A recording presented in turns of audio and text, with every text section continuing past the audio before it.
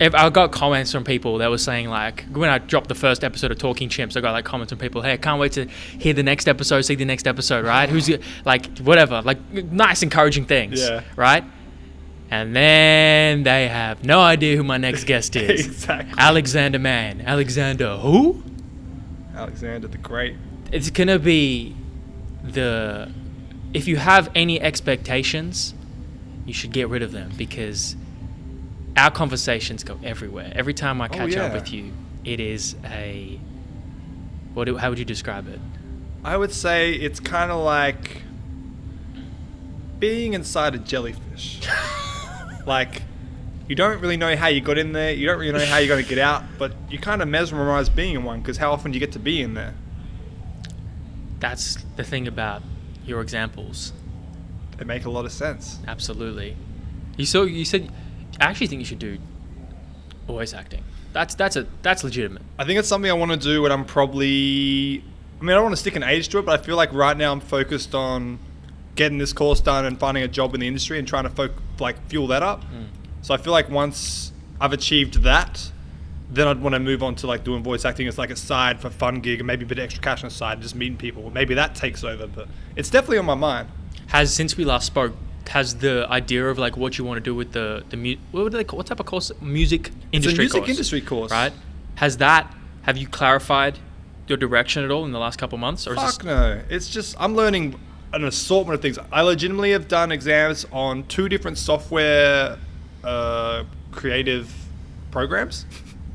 So, which I think I did good on one of them. One I'm not fucking sure because I haven't my results. But then I'm also studying like how sound works, how recording works, how instruments, microphones, all of that works, and how to set it up and what works with what sounds. Like, I've learned like how each instrument and depending on like different room sizes, like how sound works and what mic is best equipped for. Like, I'm learning so much fucking random shit. How is this going? Is this all right?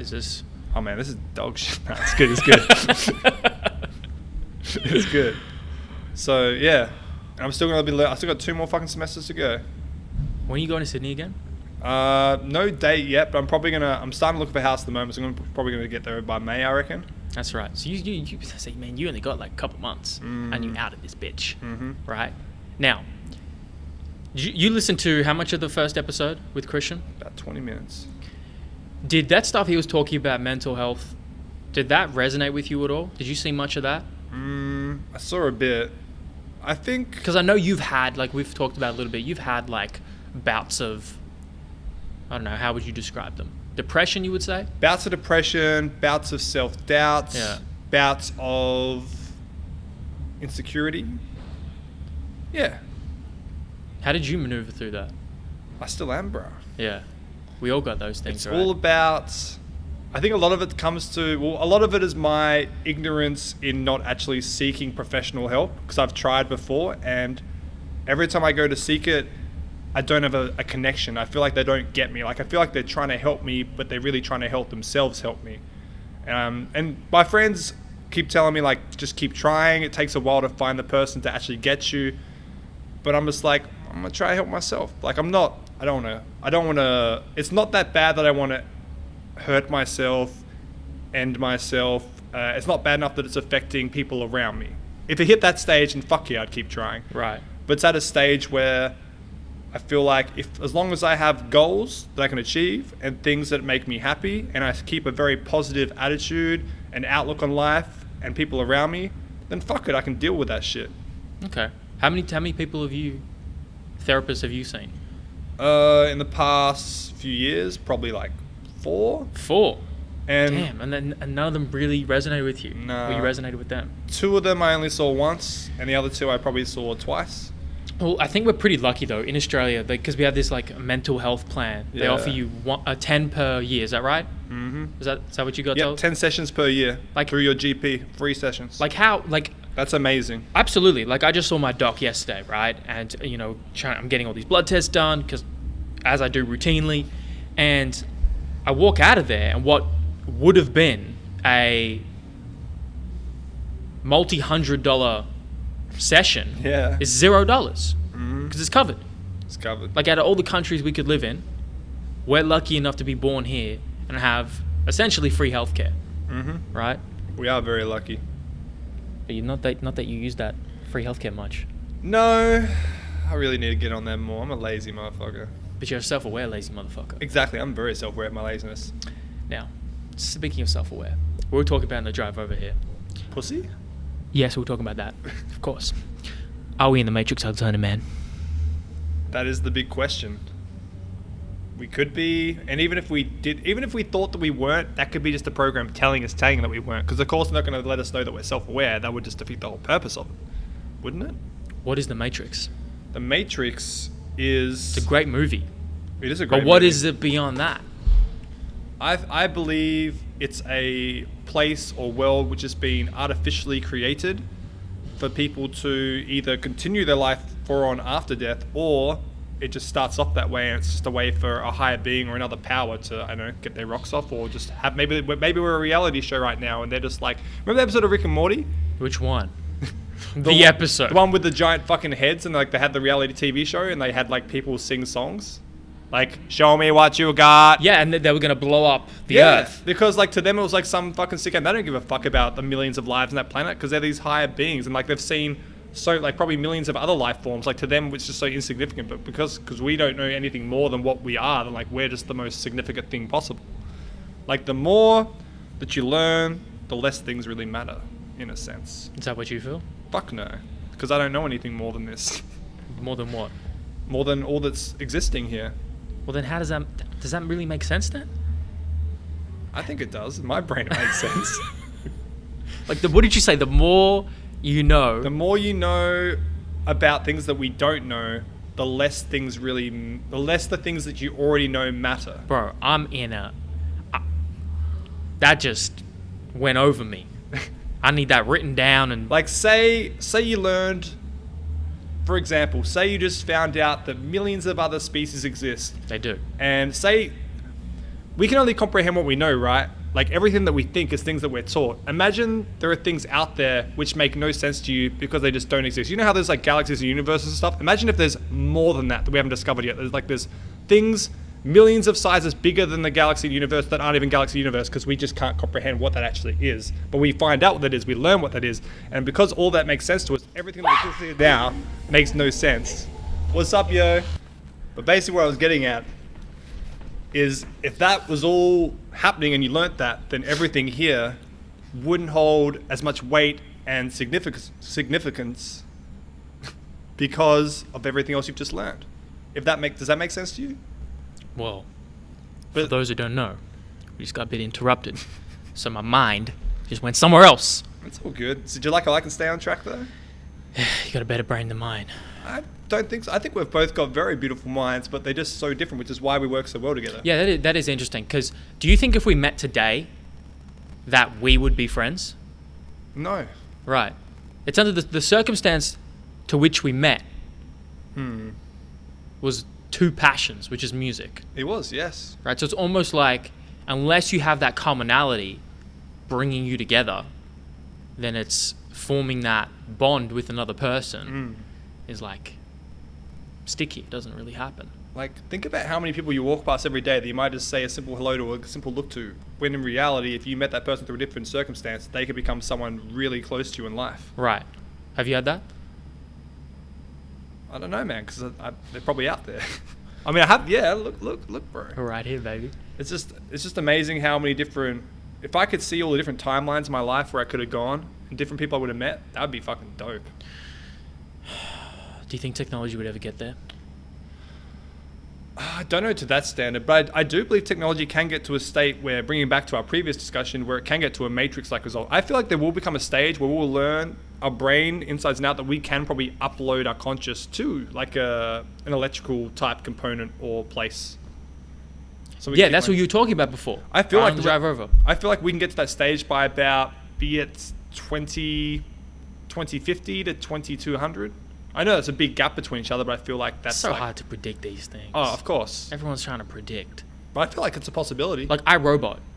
When was that projected? What was that? 20? That would have been like 2012.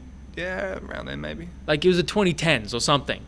Oh no, I think it was before then, man. I reckon it was 2007. Like how much we get these things, like we're really bad sometimes at guessing advancements.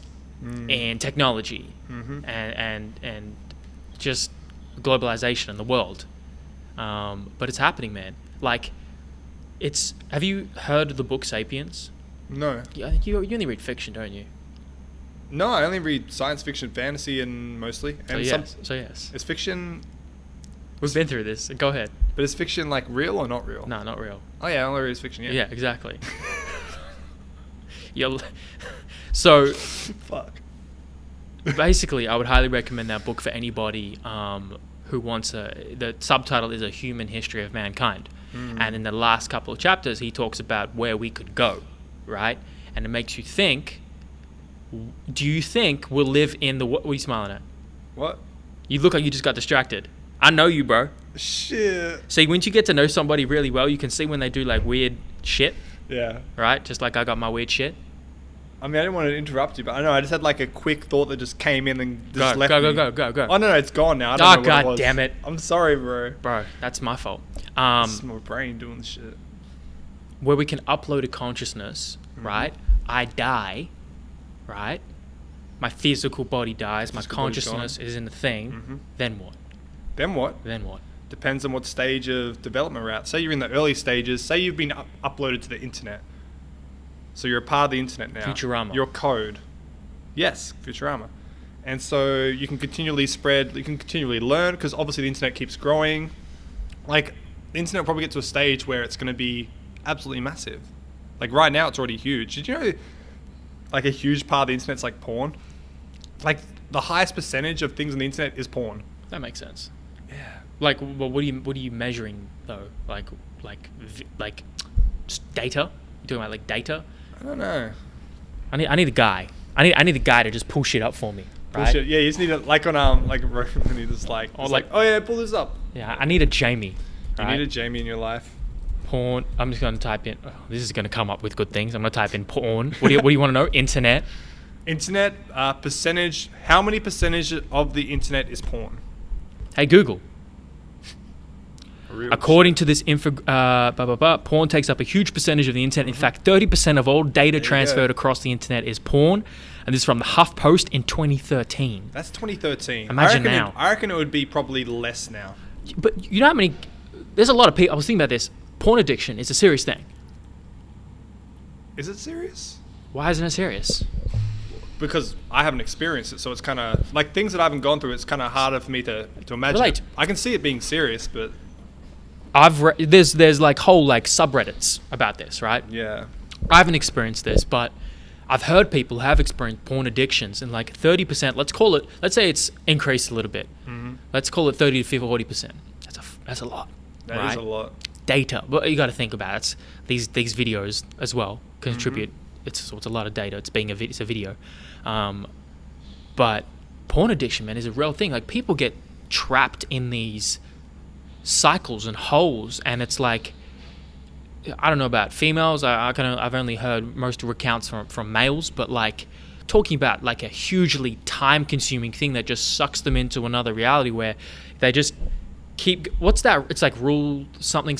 Rule 34. Rule 34. What is that again? If you imagine it exists. Right, and that applies to every category. Or is this just a porn context? Mostly porn. It's pretty much like if you can name the most beautifulest or thing that you wouldn't imagine being. Basically, you can imagine like a pure, like, say for example, you're imagining a little baby kitten, right? And it's got like sunshine and rainbows and starfish dancing around that. Because I just mentioned that, there is something exactly what I imagine on the internet, but porn. Now, that is Rule 34. Where do you start off when you first discover a porn as a kid? When did I first discover it? No, I did National not. Geographic magazine, baby. I didn't even ask. Some tribal ass titties. I didn't. You know what's funny? I didn't even ask that. You interpreted what I said as that. So now everybody knows. National Geographic. Put your national. Has a National Geographic? What do you mean? How did you find porn from a National Geographic magazine? For the library. Go on. The library in my town. I went over there and I was just looking through some shit. I say go on. He says, the library in my town. What was the question you were gonna ask before I interpreted it? The fact that where do you start? when you're a kid who finds porn, where do you start? You start at the vanilla stuff. You start, oh shit. I mean, you better hope you start at vanilla shit. Well, nowadays, who knows what kids, they can start with a horse. They can start with tentacles. You know what I'm saying? They could start with three dicks in one hole. Damn. So this is the point I'm trying to say, is that you start usually with the vanilla shit. Normally. Like, oh shit, is she taking her clothes off? Oh shit. And then where do you go? You just keep slowly, if it becomes like a serious habit, you just slowly keep going down the hole. Pun intended. I remember watching, I think it was like a sexual education thing on Netflix, and it was narrated by Janelle Monáe. What's that? And it was showing like a graph of what people's interest in sex is. Like you know, you get really transfixed on one thing. Like say you really love anal or you really love blowjobs, and so that's like the one thing you always go to the internet for because that's the thing that turns you on the most. And there was a graph showing of like how your interest in that skyrockets because that's like your new fixation. But eventually, because you're watching it all the time, it's slowly just decreasing to a point where it just doesn't hold the same weight anymore. Right. And then because people that are addicted to watching it becomes a craving of just finding something new. Yes. And that's why you keep clicking all this other shit. But the thing is though, when you finally find that new thing that turns you on like you didn't expect, it skyrockets up again. Yep. And then the trend continues. This is what I'm talking about. And it just continues. That's all it is. And where do you go from there? You're like, I don't know. I think there's a lot of things to be addicted to in this life. Drugs, alcohol, video games. Like, oh yeah, I'm addicted to video games. you think that? 100%. How do you classify it? Like, is it an hour thing? Is it a feeling, like a craving, like you haven't gone a couple of days? Yes, it is a craving. Really?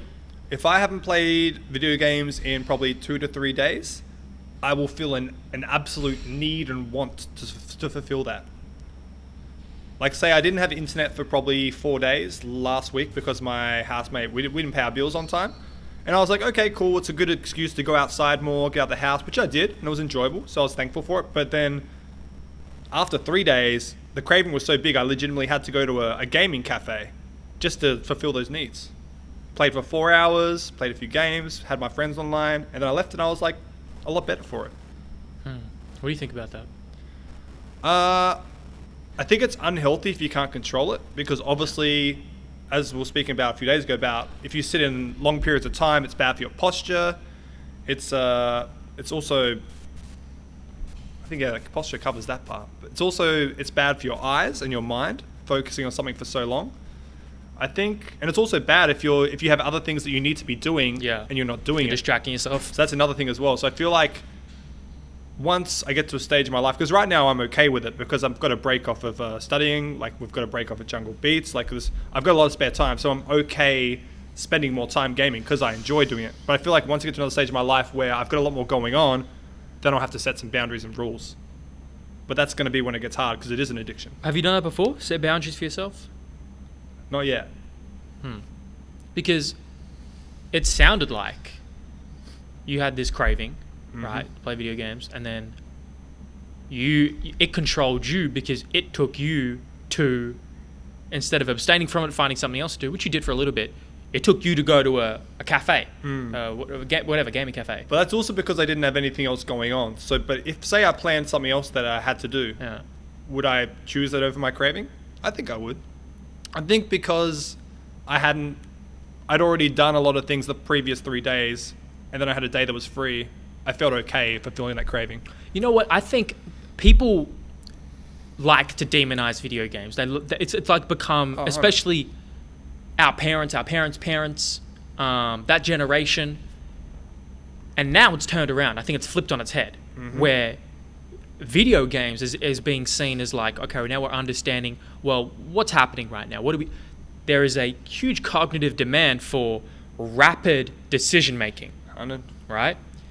There is a huge amount of attention and focus. So it trains a part of your brain and body that has to be able to task switch and focus and reaction time. I think people only speak about the negatives, and there's research behind it if you want to find it about the benefits for brain, and then there's things that are negative as well, like staying static and distracted from the world. There's emotional detachments you can have, but now there's guys and girls making bank real money. Oh yeah, It's a business. the Dota championships were on not long ago, and I'm pretty sure the people that won that took out like 4 to 6 million between the organization. I know that what was it? What's the other big game? Fortnite? Fortnite, I think the prize was like maybe 2 mil, which someone took back. I think no, it was something like that. But either way, there's millions in it. Do you know that Adelaide now has a school which trains people up to be professional gamers? Really? Mm-hmm. Wow. The first one in Australia. So legit, you can, if your kid's a gamer at home and they're legit, you find, oh shit, you're like in the top 20 in Australia. You've been playing this 6 to 8 hours a day. Like instead of thinking that's unhealthy, be like, okay, there's some professional gamers in Australia right now which they make sure they go to the gym a certain amount of the day, they make sure they eat healthily, and then they'll game or stream for 6 to 8 hours. But because they're doing everything else on the side and they look after themselves, it's not actually that unhealthy. I think, there's ways to balance it. And I think if we replace that behavior, say we replace video gaming with writing, well, let's replace it with playing an instrument, right? There are guys and girls who, you don't think Hendrix obsessively played his guitar? You don't think Elvis obsessively wrote music? Oh man! Like these musicians and artists, they obsessed about it. Athletes, the same, right? So we're just replacing the obsession. And look, there can be detriments to obsessing over like a sport and physical activity, right? That can have detriments. It's just because it's a superficially healthy thing to be physically active. You can take anything too far, and so I think it's been improperly and unfairly criticized without talking about the other side. Indeed. Do you think why don't you ever compete?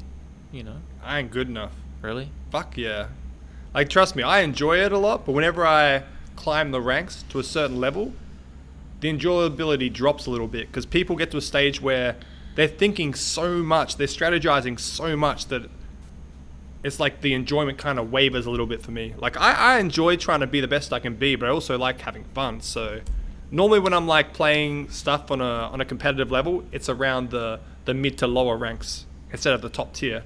Because when it gets to the top tier, I have to like be thinking so much and so hard that like yeah. But that's what it is for a lot of people. A lot of people that get to the professional level, it loses enjoyment because you're practicing so much, you're playing so much.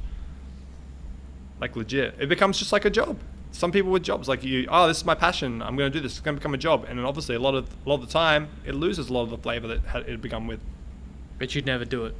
No, definitely not. Plus, it's definitely something that you do a lot when you're younger in the gaming community because you're... Bro, you young. I know you're older. No, a lot of famous gamers, man, they're aged from 16 to 25. A lot of gamers will retire once they get to 30 because their reaction time wavers by that age. Really? 100%, yeah, man. Interesting. Mm-hmm. Well, I mean, now... Do you feel the pressures of like these societal, cultural pressures of like needing to do things by a certain age? Fuck no, I don't feel that at all. How do you? Thanks to my mother. What did your mother do to teach you that? Because she was studying up until she was in her 50s, yeah. Really? Mm-hmm. Because she pretty much got married, had kids, worked hard to support us, and during that whole stage she was studying, and she. Legitimately, once she finished, she got a job in what she wanted to be doing, which is in counseling and helping people with family problems, addiction problems. And now she's doing that and helping a lot of people. And she's doing it in her 60s. And that's the thing. Like, people have this idea to retire, right? And I'm thinking, well, you want to retire, okay? And then what? Right, okay. You go on holidays, you do a little of this, do a little of that, you relax, you chill, whatever the idea of retirement is for you, right? It's not like that for everybody. But I think this idea that culturally we've been sold the idea of retirement and like superannuation, right? Put money away for the future, right? For a future life that you're going to have after you work. But by the time you get to that age, in your 60s, 70s, maybe 80s, well, what's your quality of life like, right? What's your health like? Because some people spend the first half of their life sacrificing their health and wellness so they can spend the next quarter or the last quarter or last half of their life using the resources they've accumulated. But by the time you get there, like your parents maybe, it's not the same. That's why a lot of people will die in their 60s, 70s instead of their 80s, 90s, because all that hard working and like sleep patterns could take off like 5 to 10, 20 years of your life. Like sleep deprivation is a huge thing that's associated with increasing all-cause mortality. Do you know what that means? No. Just basically dying from all causes. All-cause mortality. Mortality, death, all causes, right? And, like, the science on sleep is so... Are you getting feedback? Yes. Okay. I Very was good. just ignoring it. Yes. It's going to happen. It's gone now, though. Yeah, it is. All of a sudden, start talking about it. The science on sleep has never been more robust. Like, we know. Like, it... And you're a guy who's like... Am I a guy? Have you seen us long? I should have asked your pronouns at the start of this conversation. I'm so sorry. What are they? What am I what? What are your pronouns? My pronouns? Yeah, I should have asked at the start of this conversation. I'm so sorry. Wait, pronoun? Like, what do you mean? Like, he, she, they, their, shit. sim, ze. Yeah, I'm definitely a he. Thank you. Thank you for asking. Oh, no problem. Because it says that all you would like. I'm obviously playing and poking fun. But it's a serious... Has anyone ever asked you that? I don't think so. Because you interact with a lot of people. I do. You're in a... I'm a big interactor. You're in the hospitality industry. Deal with people every day. All right. It's good, yeah. I feel like the good thing about the hospitality industry is you get a huge acceptance for all types of people. Not necessarily everyone, but I do. Like, I feel like the more time I spend just talking to hundreds of people every day. Hundreds, man. every day? Every day. Hundreds. Yes. You get hundreds in your restaurant and bar. Yes. Hundreds. Yes. Hundreds. Yes. Hundreds. Hundreds of thousands! But yeah, man. And like, every day maybe you'll come across a new one. You'll be like, oh shit, I haven't come across someone the way you're acting or the way that you're talking to me. And then once you sort of learn, and that'll make me want to talk to them more. That'll be like the interesting feed of the day. And then maybe along the line I'll meet someone else that has similar characteristics to that. So I'll go back to the person I was when I taught them to begin with. And a lot of the time they feel like sharing more with me or being more comfortable with me because I've come to understand not the way they want to be treated, but a way that like it's just more easy for them to talk to. Out of all... You've worked in hospitality since you were a teenager. 100. Okay. You meet a lot of people. Mm-hmm. How many relationships, I don't mean necessarily females, how many relationships, friends have you met through that? Fuck. Like ones that have lasted? Like Let's go all the above. all the above? I'd probably say hundreds as well. Hundreds. I mean, I'd probably say Damn. 20 to 30 of those are people I still keep in contact Mm-hmm. with. But then there's probably like 50 to 100 people that are just come and gone sort of thing. Okay. Because especially working in the Melbourne CBD, like a lot of that is tourism. So people are coming to work for 6 months and leaving. You meet a lot of women. Women and men. Ah. Men too, huh? You haven't told me those stories, man.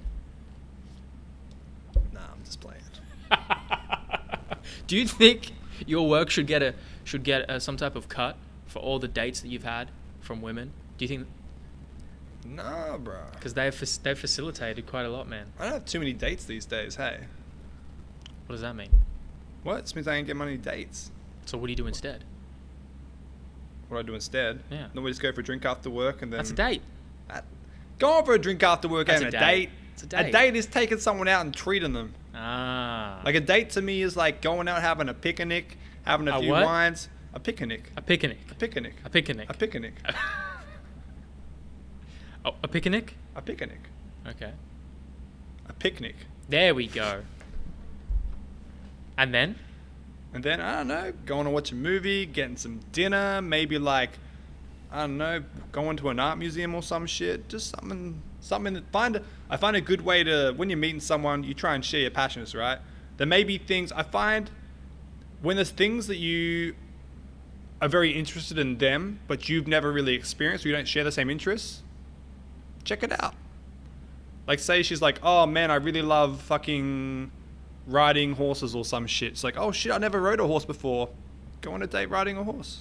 You ain't never seen it. What's that, Matt? You ain't never seen it on a horse? You ain't seen Chief Keef new Porsche.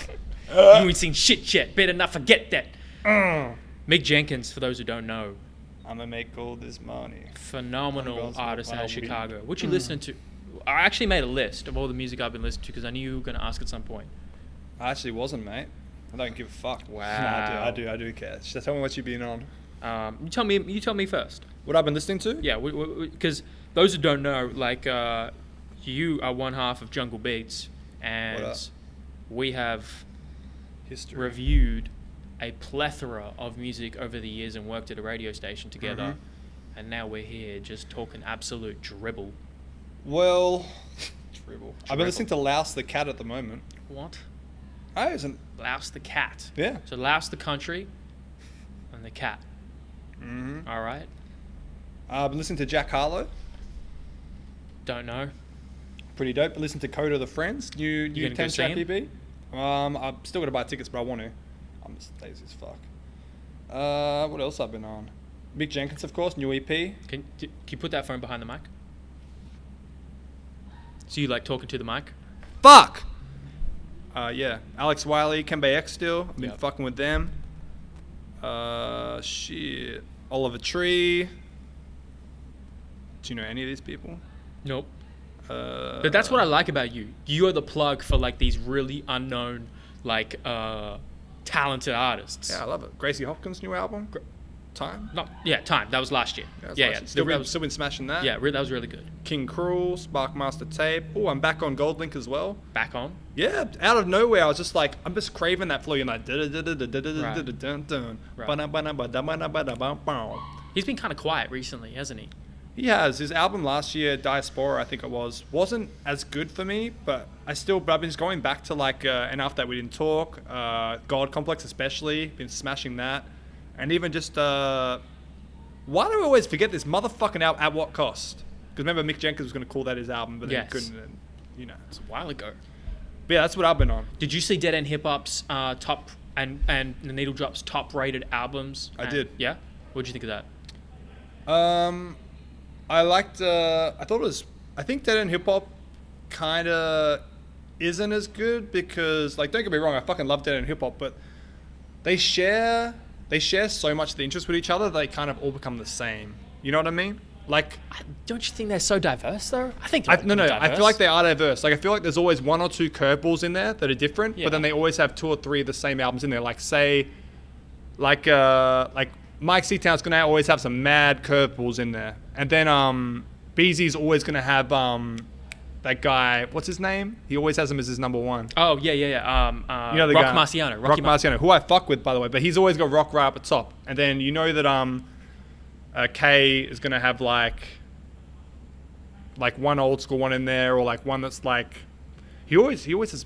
And then who's the other guy? FIFO's always gonna have like one that bumps in the whip. Yeah. Modern, but I feel like they've always got one or two albums in there that are always the same. Consistent. Like BZ, FIFO, and K are always gonna have like two or three always the same. But then Mike C. Town's always a curve. Did we talk about your top albums for 2019? No. Have you told me? I haven't told you yet. What are they? I want to know. What are they? Because you got the list. I do have You the record list. everything. What is your Spotify? Because if anybody's listening from Jungle Beats, tell them what your Spotify is. Because you can search my name and you can find what I'm listening to, right? Shit, what is my name on Spotify? You don't know? Isn't it just your name, Alexander Mann? I'd assume, yeah, probably just Alexander Mann through Facebook. Okay, so you got Give me some top tracks. Give me some top albums. Oh shit. So I know we talk about that. We usually put it on Jungle Beats, but obviously that's on pause for a while now. So what do you got? Top tracks 20. These are my Spotify ones. What do I have? And Well, you did. Gracie Hopkins' Smoking Kills was my top track of 2019. Wow. Then I had Alex Wiley's Back to the Coast, Johnny Polygon's Bad Habits. Give me top 10. Top 10 tracks. I'll give you my Spotify top 10 tracks. Yeah, whatever works. So all my other ones are at home on my computer, which fucking sucks. You got to keep notes on your phone, man. Is there any way I connect to my computer from home? Yes. Do you have an Microsoft. Android phone? So go. There's an app called Notes. Okay. It's called Keep. Keep Notes. Okay. Download Keep Notes. Right now. Well, I'll do it later. whenever. But yeah, so now I'll go from top 10 to notes. So 1, 2, 3, 4, 5, 6, 7, 8, 9, 10. Okay. So 10, Middle Child, J. Cole. 9, 3K, Hockey. 8, Fullback, Duckworth. Oh yes, so strong. 7, Alkaline, Coda the Friend. 6, Giannis by Tabby. It's Giannis, isn't it Giannis? Like Giannis. Oh, Giannis, yeah, the basketball player. Yeah, Giannis Antetokounmpo. That's exactly right. Who just had a kid, I'm pretty sure. Did he really? I think so, yeah. Man. 5, Loyal Kana, You Don't Know. 4, Johnny Polygon, Bad Habits. 3, Alex Wiley, Back to the Coast. 2, Student 1, early Tyler Caves. And 1, Gracie Hopkins, Smoking Kills.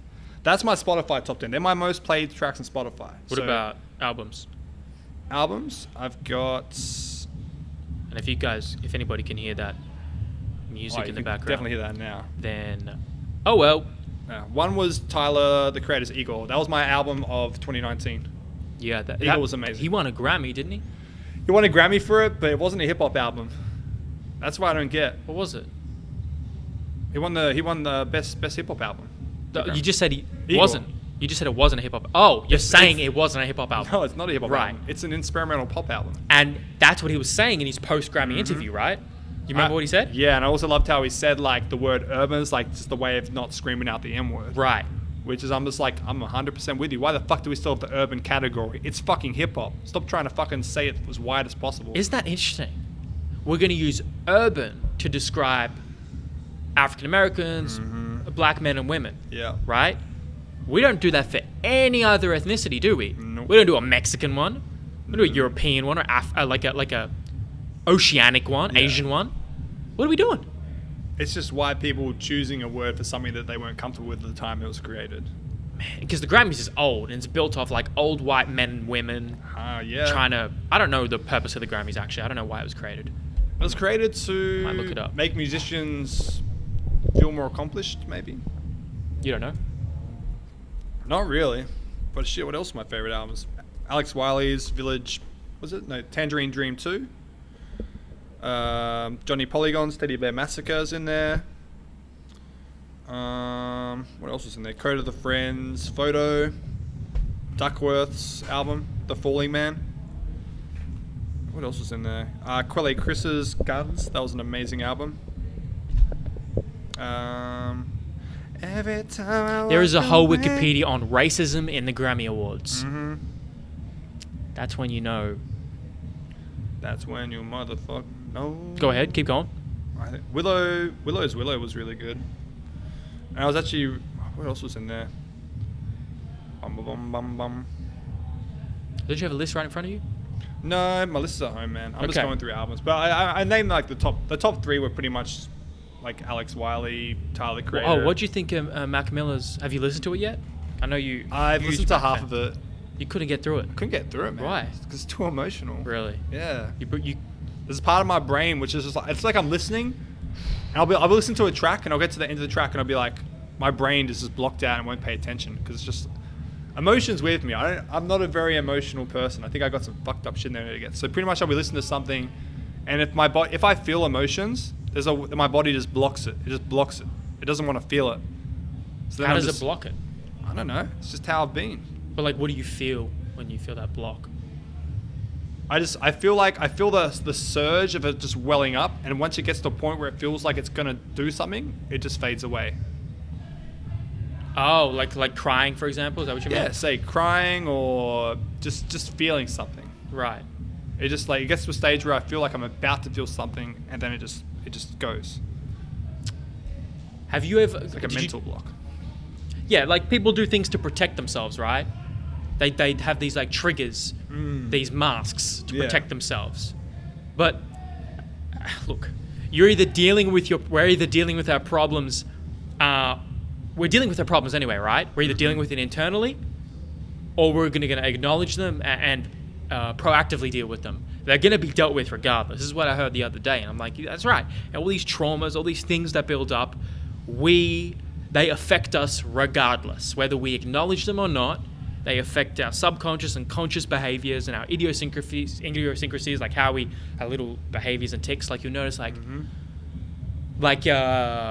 people who blink a lot, people who like shake their limbs a lot, people who avoid. That's me. I think you got just energy, I got a lot of energy. right? I think that's, but like those little things, you know what I'm saying? I know what you're saying. But you can't get through that rest of the album. Not right now, no. I think I need to try again though. I reckon I can get through it now.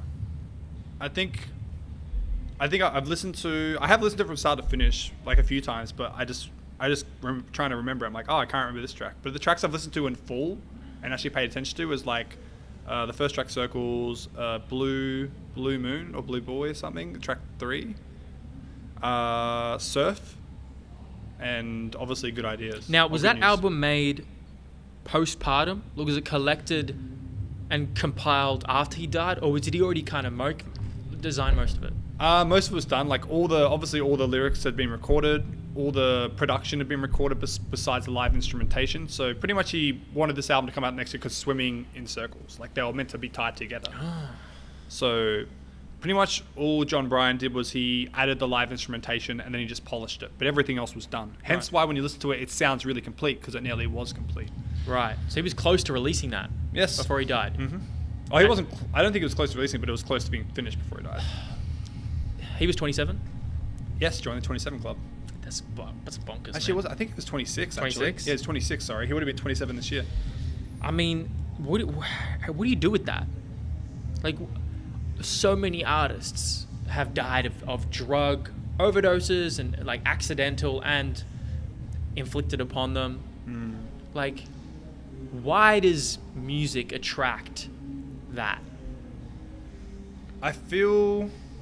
Wait, what was the question again? Why does music attract people with like drug overdoses? Because you're very knowledgeable on music, and like I think your perspective is valuable. I feel like when you're creating music, when you first start creating music, be it when you're sober or when you're not, you want to tell a story or you want to paint a picture, and to bring that out of yourself, sometimes exposing yourself to drugs can help you paint that in a way that is so artistic, in a way that you didn't think you could get to. Like, legit, most of the best songs and artists that have ever existed, ask them, they've probably done it on drugs. A lot of the catalogs of artists, their best piece of work that they say that they've had, are normally the ones where they've been influenced by drugs the most.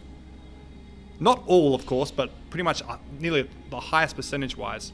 It's like a conduit to help creativity. So a lot of artists out there, when they're saying they're trying to get off the drugs and they're putting out music, a lot of it's to do with the fans, man. Like, especially with me, like when Mac put out the Divine Feminine, Good AM and stuff like that, he was mostly clean for those. And people would joke around, man, Mac needs to get back on the drugs because Faces and Watch Your Moves with the Sound Off, which to me his favorite albums to me, like that was when he was heavily influenced and on a lot of drugs. Like, I wouldn't joke about it, but a lot of people out there would joke about it. And so a lot of the time the feedback would get back to the artist. The artist would be like, fuck, like they're right. I make much better music when I'm fucking on drugs, but that's harmful to myself. And a lot of artists can fall back into that, knowing that that's like The Weeknd. Like The Weeknd. Right? Mm-hmm. He had captured a really iconic sound, and then he got healthier. He had better habits. He met better people. He moved away from that, become successful. But then that music is different. It's like the pain, suffering, and addiction creates this really... It's like it can create masterpieces like My Beautiful Dark Twisted Fantasy, like a whole bunch of music. Yeezus? Kanye was on a lot of drugs for Yeezus. Was he really? I reckon he was. You think so? I think so. I think it's safe to assume that's been a part and ebb and flow of his career. And like, it's another thing, like Christian, who was I had a couple of days ago. People, I think, unfairly judge people for their erratic behavior without knowing that, hey, this is not a mentally stable person. This person's on a variety of medications and drugs. Can't treat this person like a normal person.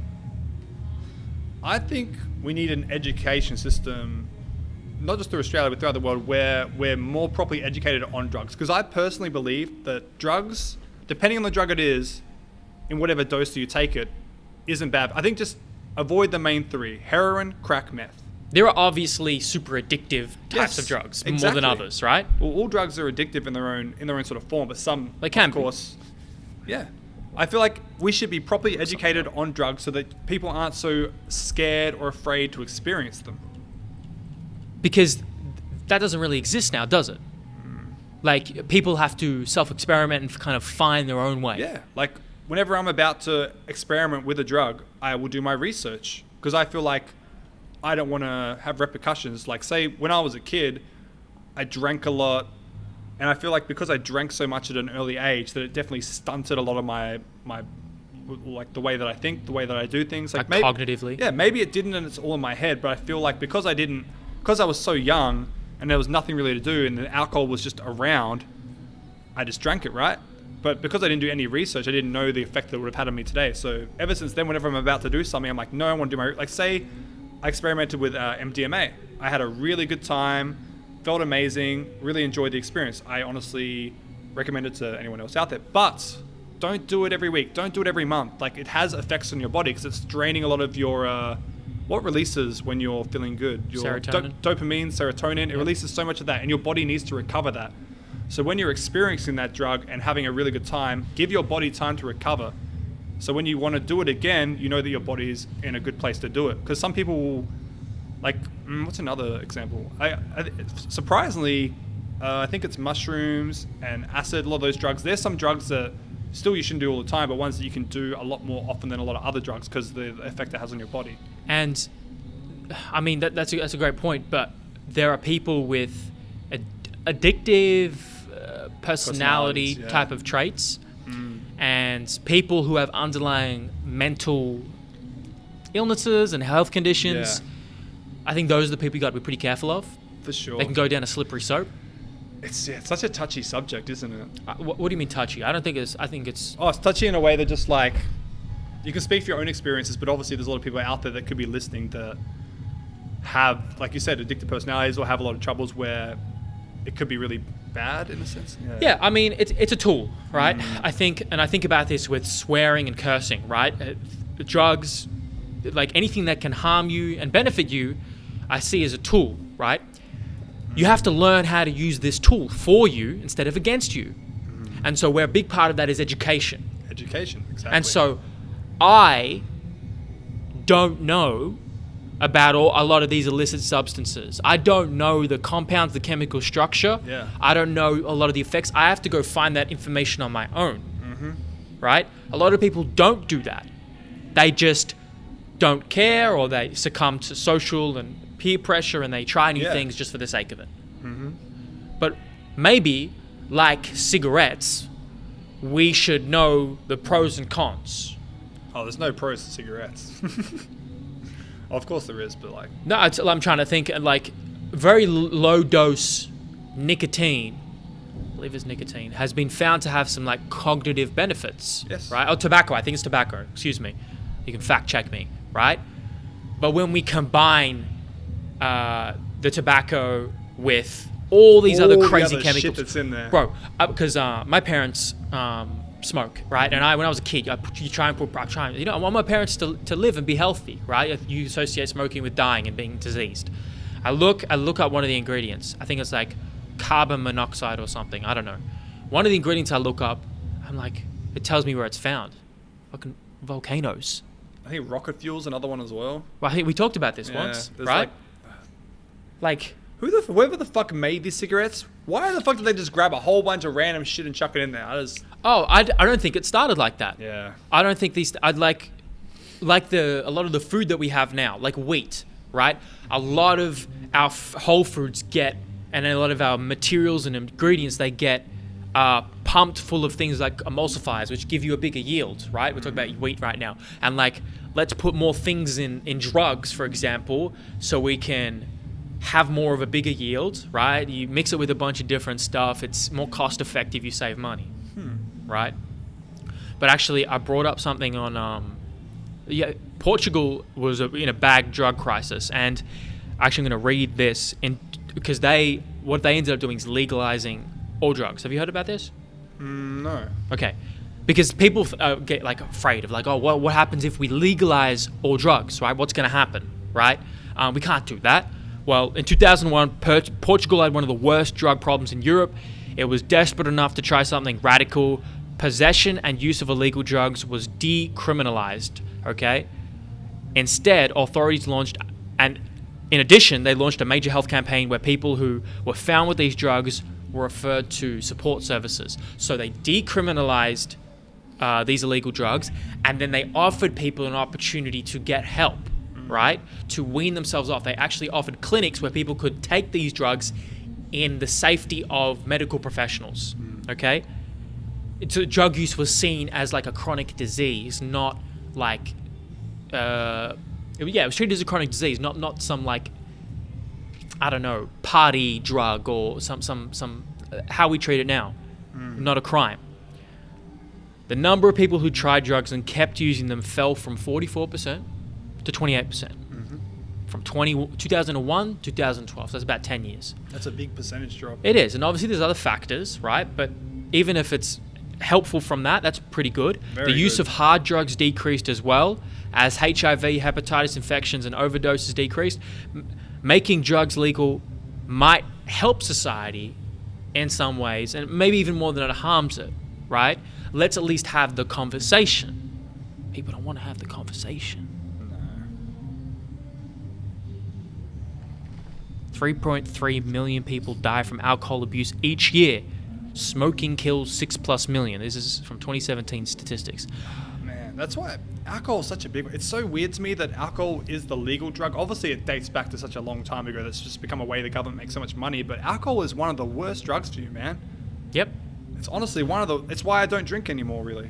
Good for you. You just like kind of a social, like... Yeah, I'll probably still have 1 to 2 drinks every 2 to 3 days because I work in that industry. Yeah.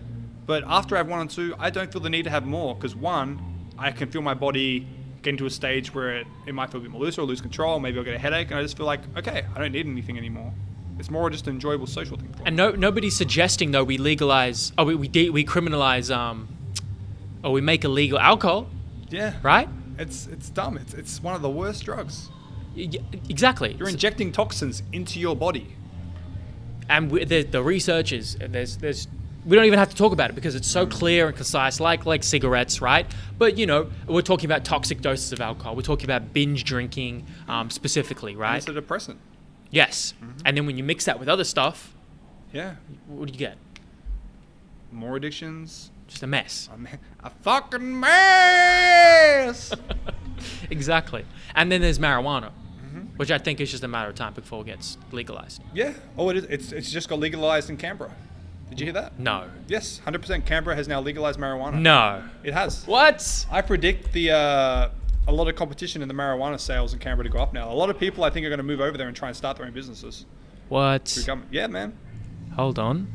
Trust me. Hold on. I know much. When was this? Probably about 2 weeks ago. The current state. Okay. Laws got... Pop-ups, man. Why new weed legislation laws actually mean. Okay, because you can read a headline is one thing. January 31st, Canberra will have replaced Nimbin as the official weed capital of Australia. What? What's Nimbin? It's a suburb in Canberra, maybe? Or a town a little bit far away from there. Thanks to a landmark piece of legislation passed in ACT Parliament on Wednesday, Canberra residents over 18 will be able to grow cannabis in their homes from that date forward. Now, before you pack your bags and head to the ACT, everything you need to know, how much... Okay, so there's limitations. You'll be allowed to possess up to 50 grams of marijuana and grow 2 plants for your personal use. There'll be a maximum of 4 plants at one residence. But will you be able to buy weed at shops? If you were planning to... there won't be any shops popping up to sell weed at the moment. Eventually. You think? Yeah, it's like... With time. Yeah, right, it's a cascade. It's just edging it into our society. Yeah. You can't just fucking, pop it in there straight away. It's all about edging. There won't be any shops popping up, and it's still illegal to buy any. That's odd. So people don't want to... It's like the government's kind of control making money. I think it's a smart way going about it, because if you made it legal straight away to buy it, then obviously people are going to move there and fucking... What's wrong with that? What's wrong with that? What's wrong with people moving to another state to, like, get something they don't have access to in their state? Nothing's wrong with it, but I think it's more to do with a lot of the old people that are like... I don't know, it's just about easing it. Okay. Well, you're able to smoke in your own home, public places is off limits. Okay, well, look, that's a big step. I don't know why they haven't legal. I think they should, and they eventually will legalize buying it and selling it. But growing it in your own home for personal use, that solves, like, now you can get more in tune now with, like, what you're buying or what you're actually putting on your body, inside your body, what you're smoking. That's good because there's a lot of pesticides apparently out here is used with marijuana. Like, you know what pesticides are? Things you use to keep away bugs. Exactly. Yeah. Like that's like a very easy way to explain that. and they'll use it on like plants and vegetables. Yeah, bugs, Like mice, rats. all But that sort of they're shit. chemicals, right? Yeah, chemicals. And you can get organic pesticides, you can get harsher pesticides. Like one is glyphosate, and glyphosate has been like associated with certain health ailments because it's a toxin, and our body responds to a toxin with an inflammatory response. Similar thing can be said of weed because people try and keep bugs off them. So that though is good because now it enables people, I can control what I'm growing. Like I want to grow a vegetable patch, right? Cute. No, like have you ever done that? I ain't never grown shit. But obviously it's my field. Nutrition is like so important, That's your baby. right?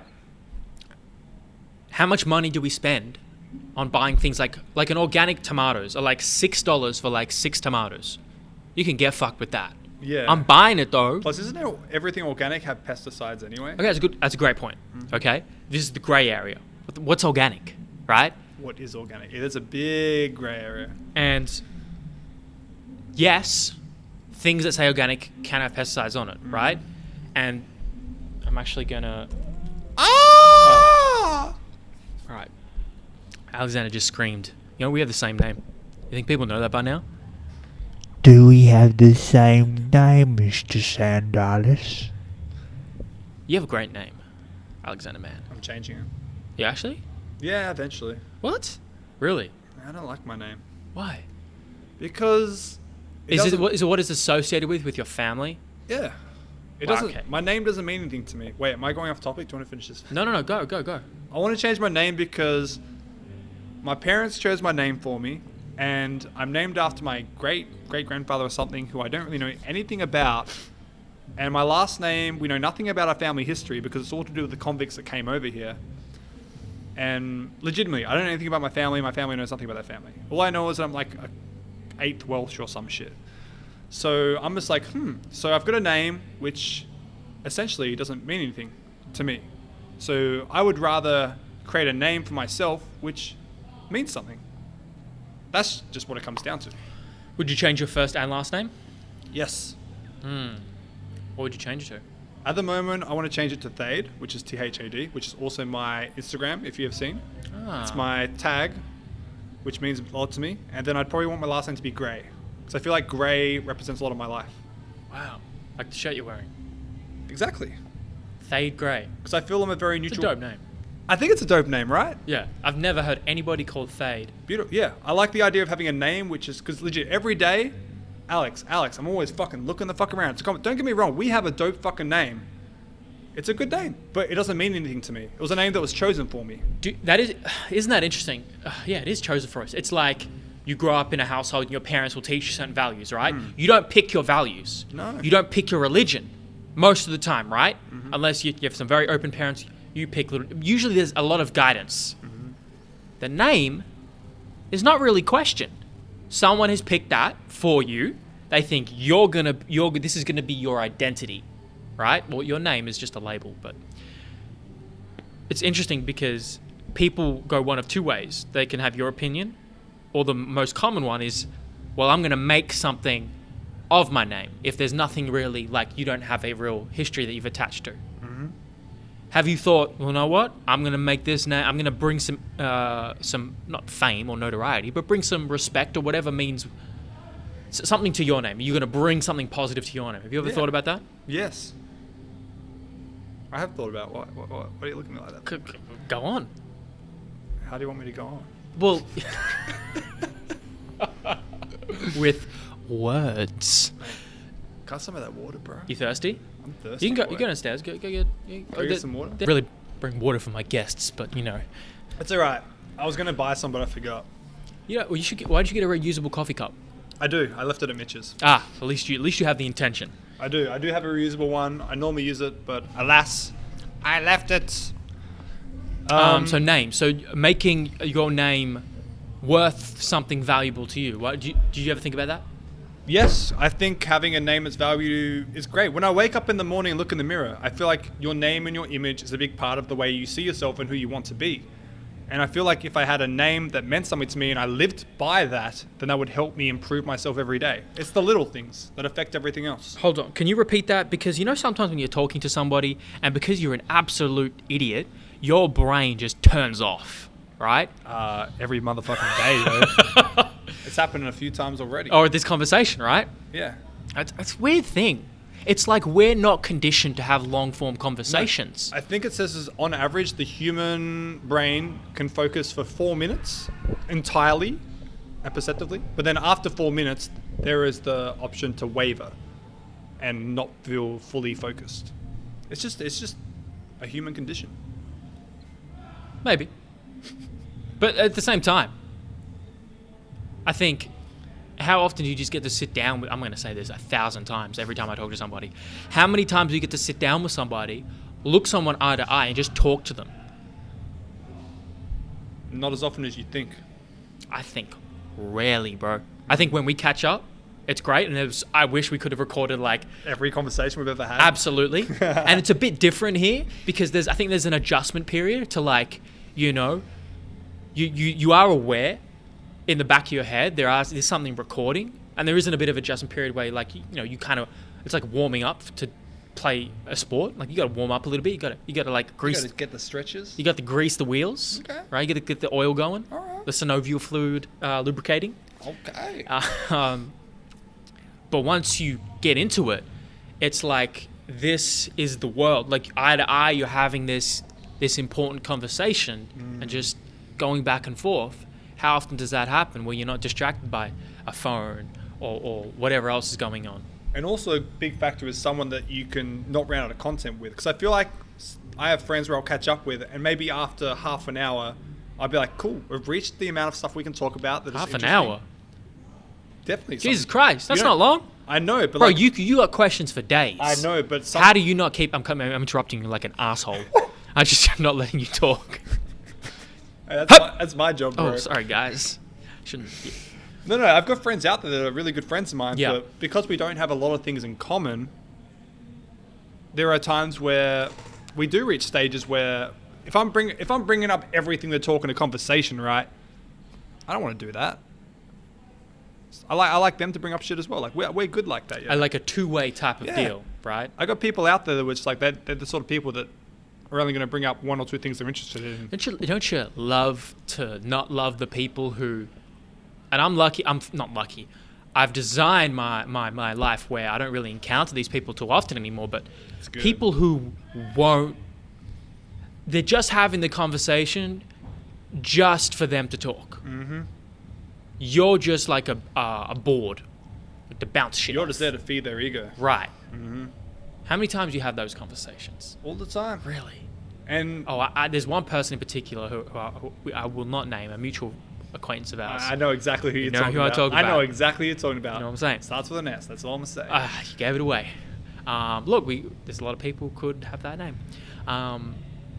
Go on. But yeah, I feel like if I'm having a conversation with people, once the awareness kicks in that that's the type of conversation it is, I'll be like, that's when I'll realize, okay, I understand this now. I'm happy to do this for them, but it's not going to be as important to me now.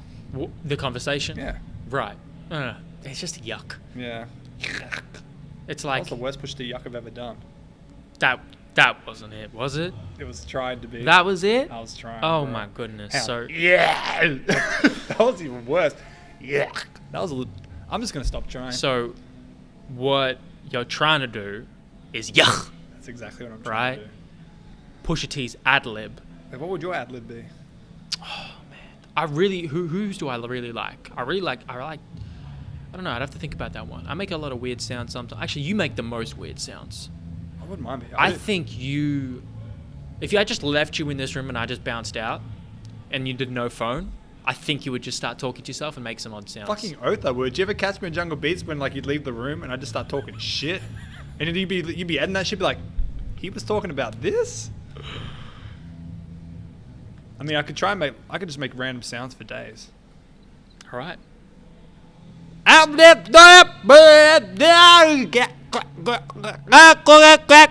I could do that for hours if you wanted, but do you really want that? There was I logged in to Jungle Beats the other day. Have you seen it recently? Have you logged in and taken a look? Not for a long time, you know. Yeah, so I haven't looked at it in about a year. I don't know, a long time. But I see we keep getting messages all the fucking time. Comments? You see the notifications? Man. I don't. Notifications still every day. So I disable all my notifications on everything, so I don't really see it. But I logged in and like it's grown like another 4,000 or 5,000 people, which is like cool. It's like at and a bit odd. 45k now. Yeah. It's a bit odd. It's so odd because we haven't released anything in near a year. And I have some ideas. I have one idea of like, because for me, I think actually we should talk about like. Oh, we will talk about it. Do you want me to do a separate thing where we talk about why we stopped? Should we do it now? I feel like we can do it now. We can just do it now. And then we can separate it as well. Yeah, sure. Okay, so let's talk about it. Why did we stop Jungle Beats? Why do we put a pause on it? I have an idea of what I would like to do in the future, potentially that we could do. This is not a forever thing, I don't think. Yeah. I could never say that. But I think we both have a little different reasons. I think so, yeah. And maybe it was instigated a bit by me, would you say, or no? Or both? No, I think both. You think? Okay, great. I think both. Great. So, why did we stop Jungle Beats? I'll put a pause on it. I think a part of it is because the amount of work and effort we're putting into it wasn't getting a huge amount of the traction back, which we probably wanted. Mm-hmm. Like we were still getting a lot of traction back, but I feel like if we had even more so. I think for the amount of investment that we put in, time-wise, energy, money. Exactly. It was. Look. It was exhausting. Yeah, it was enjoyable and I loved it, but it takes a toll on you because you have to sacrifice a lot of other things in your life to do that. See, I would use the word invest. Like, I've kind of, a mentor and friend of mine has kind of explained to me, like, I think sacrifice implies a loss, right? Investment implies a purposeful decision to make a gain. That's a good idea because a loss of time isn't really a loss because we're always losing time. Right, and we're putting it somewhere. Okay. Exactly. So yeah, I think investment is a better way of putting it. Anyway, I think that was a part of it, like investment versus reward, right? Yes. Risk versus reward, you could even say. Yeah, I mean, well, I wouldn't call it. I don't know if I call it risk, but another component of it was, we went so hard in 2018. Yeah, we put out like 250 videos or some shit. Right. And I think that amount of work, it became work. It did become work. It became work, right? It became a bit of a chore. And I actually wrote some things down I wanted to actually explain and talk about. It's true. I'd put aside 3 days a week where I'd make sure I'd edit 1 or 2 videos. And how long would those take you for those people who don't know? Say it's a video that's going like 10 minutes for a single. It would probably take me half an hour to do, half an hour to 45 minutes. But if it was an album, say a 40-minute video, it'd probably take me 3 to 4 hours to do. Right. And so the crux of it for me, and I'm going to read what I wrote because writing helps me think. Why we stopped. It started, at least this is my experience, your experience might be a little bit different. For me, it started being work, an obligation, started taking it too seriously. We originally started, it was just about music and sharing our love for music. Remember on the radio station? Yeah, for sure. Right? We're in that studio, man, it was like, we were so excited. Yeah, we had to play music, especially music that we both haven't heard, to show each other, and we're feeling things. We were having fun. Hell yeah, we were Not to say we weren't having fun when we were together in my home, but go ahead. I was going to say, I think a lot of it is we're always having fun recording, but then when it gets to the editing stage of things, we weren't always mentally prepared to do it. But we got to a stage where we were wanting to put out that content, but maybe not in the right mind frame to get that thing prepared to put out. And because we want to be doing other things. I think because of all that built up, then anticipating to actually review music became like, oh man, why am I feeling like this? I actually don't really want to do this right now. And I'm like, okay, when you feel like that, it's time to step back. Because we're not going to force ourselves. Yeah, you always want to make sure you want to be doing it. Absolutely. And you're still taking joy and meaning out of it. Also, fuck you, Justin Timberlake. Anyways, continue. What was that album? A Man. Shit in the Woods. Shit in the Woods. Probably one of my favorite reviews because of how much I lose my mind. That is iconic. Oh my God. I feel like we should just play a little bit of that. Just play the intro because the intro shows the best parts. Oh my God. So it was that was a hard album to get through. A Man. Takes a shit in the woods. Now, hopefully that pops up on YouTube. Why the fuck didn't you tell him it was a bad idea, Pharrell? You knew that shit was trash. God damn it. Jungle Boogle. Oops. I mean Jungle Shit, Beat. what was my favorite review? I still think Run the Jewels 3 is one of my favorites. I really wished that Justin Timberlake got more. I really wished it got more views. Take a listen to this. You tried new things, didn't work. Try again. We're here to review Justin Timberlake's man taking a shit in the woods. No! No! What is it, Christmas? I just threw a chair. That's what that sounded like. Shit! Is it fucking Christmas? Merry Christmas! Merry Christmas! Ho, ho, ho! Ho, ho, ho! Oh, Merry fucking Christmas, fuckers! Repetitive. We're losing our minds. Bullshit. Bullshit, bullshit, bullshit, bullshit.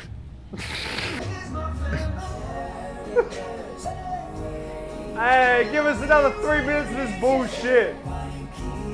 I'm not angry at you, Justin. I'm just disappointed. Whoa. Have you heard your mother? Are you Praise the doing? Lord! Repeating too much. Why is he repeating so much? We had the same fucking line 20 times. Because he feels like he's stuck in the fucking 2000s. Yeah, I still. don't know if they could hear that, but I'll edit it out if they can't. God. So then we got kicked off radio, right? And that really took us a tailspin. If you want to know why we got kicked off radio, then we made a video on Jungle Beats about it. I'm going to talk about it right now. Yeah, check it out, yeah. It's literally why Jungle Beats got kicked off radio, whatever. We built our own studio. We were serious, man. Like, We were hella serious. We legitimately teamed up with a bunch of people, built our own studio to record shit in, and invested a lot of money into it. Rent. One of my goals for I think 2019 was pay no rent on that studio anymore. Like I have financial goals I review every year, right? Man. That was one of them. I'm like, I am not doing that again. But we experienced it. We did, and it was a clusterfuck. Fucking oath. And even thinking about it now is like, God, I'm glad that's over. And I think we all are. But like the vision, and I think we can both share this vision, was that Melbourne and Australia does not have a hip-hop voice for radio. No. What a shame. People would argue that it's Hal from Triple J, but he only has like an hour to speak, so... I don't know that I don't know that guy, but even that's great if he is representing. But if he only has an hour or two, come on, guys. Yeah. Oh, yeah. Look, but I still agree with you. Like, I think you need someone that has like an everyday thing, like every day just posting shit about Melbourne hip hop scene. And that's why we were lucky enough to get a couple of hour segment every Wednesday. I don't know. Maybe I'm just too petty, but I don't feel like mentioning a radio station right now that we were on. You can find it. We built our own studio. We invested thousands, and we're like, let's do this ourselves. We don't need them. We don't, right? Then that moved on. We moved to my place, and it became a side hobby into a serious thing, right? And then for me, it didn't become enjoyable anymore. I wasn't having as much fun, and that shouldn't exist, I think, where we take it too seriously. If we take it too seriously, you stop enjoying it, and it becomes a professional thing that you're trying really hard to do, and some things in life aren't meant to be that. I agree. I think once, you said it perfectly, once you realize that the enjoyment is becoming more of a chore, take a step back. Yeah. Find something else you enjoy. Yeah. The world is fucking endless. Right. And that brings up... Actually, is there any other points that you want to talk about why we stopped? No. Okay. Have you heard of on Spotify, they've popped up this thing called The Drive. You seen that? I don't think so. Okay. Hopefully I can pull it up in time. I might... Your Daily Drive. No, I haven't Okay. heard. Not everyone has access to this probably. It is basically a news and music, almost like a playlist, but it updates weekly depending on the news, right? Nice. So you're supposed to play it while you drive, called your Daily Drive, right? Yeah. I'm not going to play it over the mic, all right? Hopefully this works. Your Daily Drive, a mix of news and music made for your commute. From the newsroom at news.com.au, brought to you by Optus 5G. Sponsorship. Hi, I'm Andrew Bucklow. And I'm Bronte Coy. And this is the latest from the newsroom. It's Tuesday, the 11th of February. Okay. 4 Australians are among more than 60 newly confirmed coronavirus cases aboard a quarantine cruise ship That's docked great. in Yokohama. Love Japanese that. authorities have now Really? confirmed. The new Australian cases aboard the Diamond Princess are, in addition to the 7 previously announced God as having damn the it. disease, bringing the total number of confirmed Australian cases on board to 11. God, imagine Hold on. That must be from last week, because the last time I checked, we're at 15. Oh yeah, we're behind actually. And the death toll in China is definitely in the thousands now. Oh my god, it is. I'm checking it. I check it almost every day. There's a great website that I'm going to give you guys. We're getting a little sidetrack right now, but this will stay on That's the pod. how we do, bro. We're yeah. the king of sidetracks. But bro, look, guess what? I don't care. When you have a conversation with somebody, you get sidetracked. You go, hold on. Sometimes you do. Actually, Oh yeah, sometimes you'll you do. rewatch this shit back and be like, fuck, we never finished talking about this shit, but oh well, this shit's interesting. So I want you to guess how many deaths coronavirus. 907. Okay, live global cases. You can go to This is a website that aggregates all the deaths, survivors, and cases That we know of. Thank you. That we know of. It's always worse than it appears to be. Always. I have seen videos. I have too. We're going to talk about this. Of hospitals. Well, I'm going to talk about the one I saw of people getting taken off the street. This woman is screaming. She's getting taken off the street into a van. Now, this is not a normal van. It's like a ute with like a block, like a square block on the back, like a cell, except there's no windows. And she is screaming. Some person's filming from their apartment building. And that's what I read a report that mainland China and the provinces in there, I can't pronounce it, the Hubei province and the Guangdong province, they are taking people who they suspect are presenting flu-like symptoms and putting them in quarantine.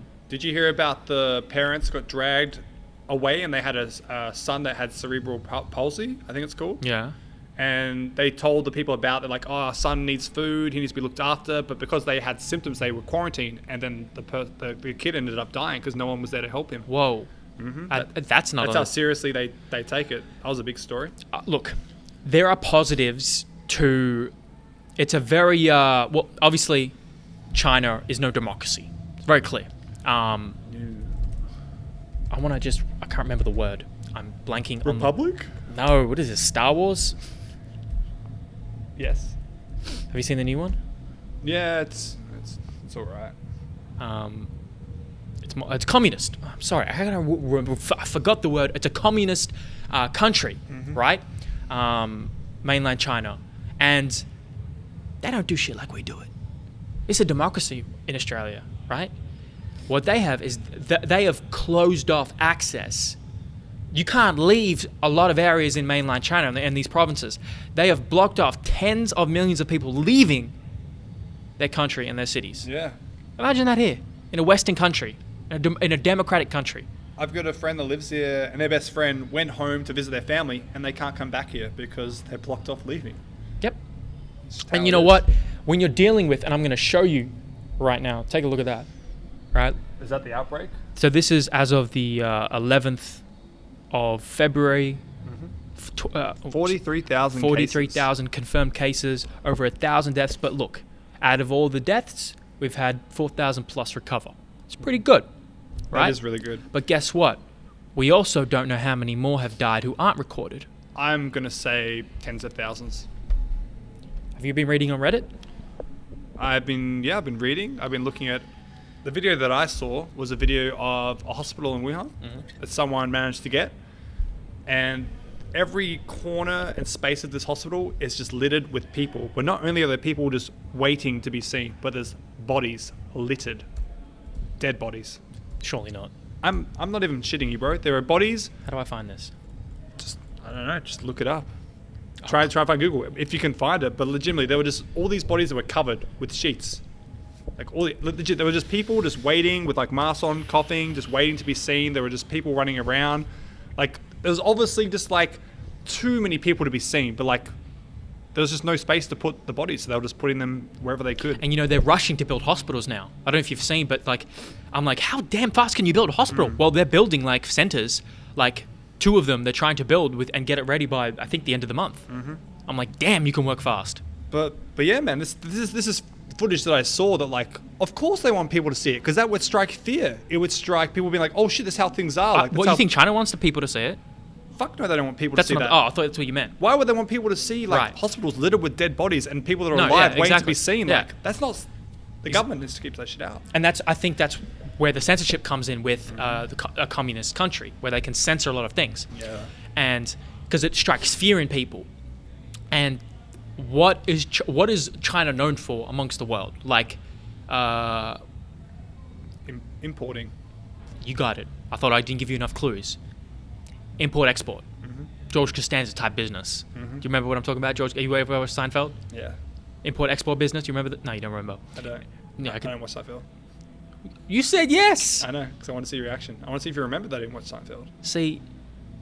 Anyway. People get it. Some people get it.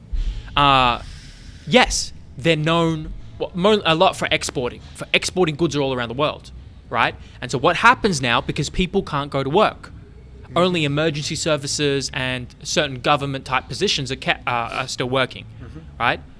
Your average civilian in these areas are not. What do you think's going to happen eventually, depending on how long this goes for? Will prices go up of certain things? Will we lose access to certain goods? I don't know. I'm no expert on this stuff.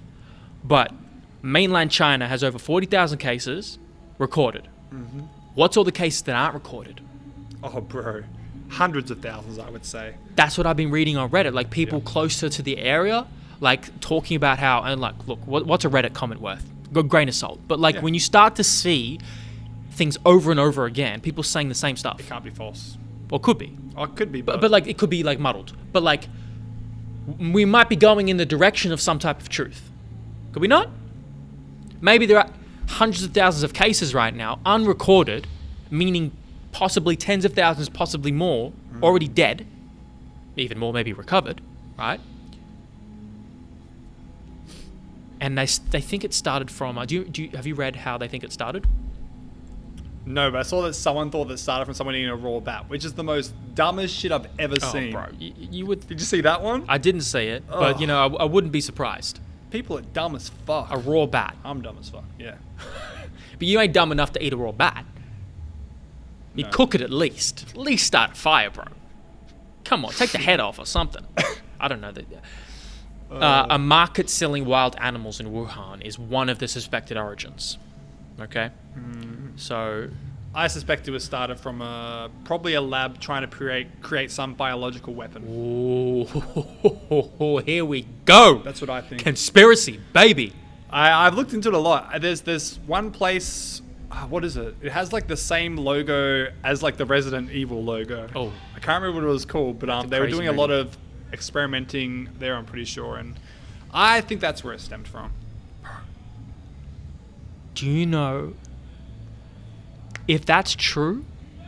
Shit. Well, I personally think China, because it's such one of the biggest powerhouses in the world, because of their trading, the way that the trade is where the power comes in. Like, think about dating back. Like, trading is where you build power. But Where you build resources, it's a commodity. yeah, I think that they like to be on top, and I feel like because the military might of the US, Russia, like, it's always going to be like, they've got to make sure that they're always at the top. And I feel like we get to a stage where having biological warfare as a weapon, and that is like as a threat, is bigger than anything else. That idea, I don't know if frighten is the right word, but it definitely has me on edge. Leading by fear. Imagine if you got told, like, hey, if you don't do this, we will release this biological weapon that will kill everyone in your, like, all the people in here within a day, 24 hours. And it makes you think again, like, well, a biological weapon, what if it gets in the hands of some type of terrorist organization? So, yeah, and I think if you can create one where you can control it and have it, then nothing will go wrong. Because pretty much if China ever feels like they're ever going to go to war, we've always got this in our back pocket. So if anything ever goes wrong, we threaten them with this and we can't lose. But here's my thing. How is, like, you've done a bit more reading maybe on Reddit about this than me, but like, what's the motive? What could have gone wrong here? Like let's say it was created by a government or a group or a small private entity, and it was created in China. Is that what people are saying? Yeah. So it's affecting China though. Of course. So it just escaped. I reckon they were experimenting. A case of it got out without them realizing, maybe the early stages of it, because obviously if it was much more worse, it'd be killing and affecting a huge amount more than it is now, even though it's affecting a lot already. So I feel like it just escaped and it's just being handled right now, and the government's trying to cover, of course. Right. Now they're doing like damage control. Oh, you can have more water. You want more water? Hell yeah! I don't know much more, but Sorry, give me like a third of it. Because I want to make sure you have something. That's good, bro. That's good, bro. Oh shit, you just dropped a bit. Okay, it's all good. We can take a break. We can get some more later. Are you concerned? Because right now we have, I think we're fortunate where I used to live, where I was living, Singapore has the most cases, right? Outside of China, okay? And next is Hong Kong, both countries that I visited, and I lived in Singapore last year. Yeah. And so that's concerning. I have friends there. Singapore is very small. It's below Malaysia. It's about 1 hour wide. You could drive from one side to the other in about an hour, okay? And it's a very condensed city, okay? That is concerning, definitely, if you live there. But now we go to what's relevant to us. Australia, 15 recorded cases. The US, only 13, which is positive considering how much transit happens in these countries, okay? We've got 4 in Melbourne. We've had 2 that's recovered in Australia. Positive, right? But because I believe the majority, if not all the cases, have been from people who have come from their provinces in China, right? So they've been evacuated, or they've flown from China, then they've been put in isolation, okay? People think, oh, it's okay. It hasn't transmitted to somebody who's lived here yet. That we know of, number one. Number two, did you know the Wuhan coronavirus 2019 has an incubation period of up to 14 days? Do you know what that means? Incubation period, a time that you need to be kept in a space away from anything else? Well, technically that would be what you would do. What it means, to elaborate, is that you can be asymptomatic, which means you present no symptoms, but you can still have the virus. Before it's actually shown. Yes, and they've shown it can be transmitted. So I could have, let's say hypothetically one of us has it right now, right? You work in hospitality, you're in contact with a lot of people. I'm in a gym almost every day. Who knows how many of those people touch things and sweat and bacteria. Yep. I could be asymptomatic right now. Yeah, but you're not showing any symptoms. But say you accidentally sneezed on me, I could have it as well. Correct. But it won't become phone to another 2 weeks forth. That's how it is. Right. And so that's why things like this, it's like a time thing, man. It's like you need to give it a couple weeks, a couple months, and really see the girth of its girthiness, of its why you gotta say the word girth? spreadability. It just makes me think of a big girthy dick. I know, right? That word is definitely associated with a penis. It's like inches. It's like, oh yeah, this thing's like 24 inches. It's just like, that's a big ass dick, bro. What is that? Down to your goddamn calf? I don't know, man. That's a long schlong. It's a long salon. Anyway, and I think people.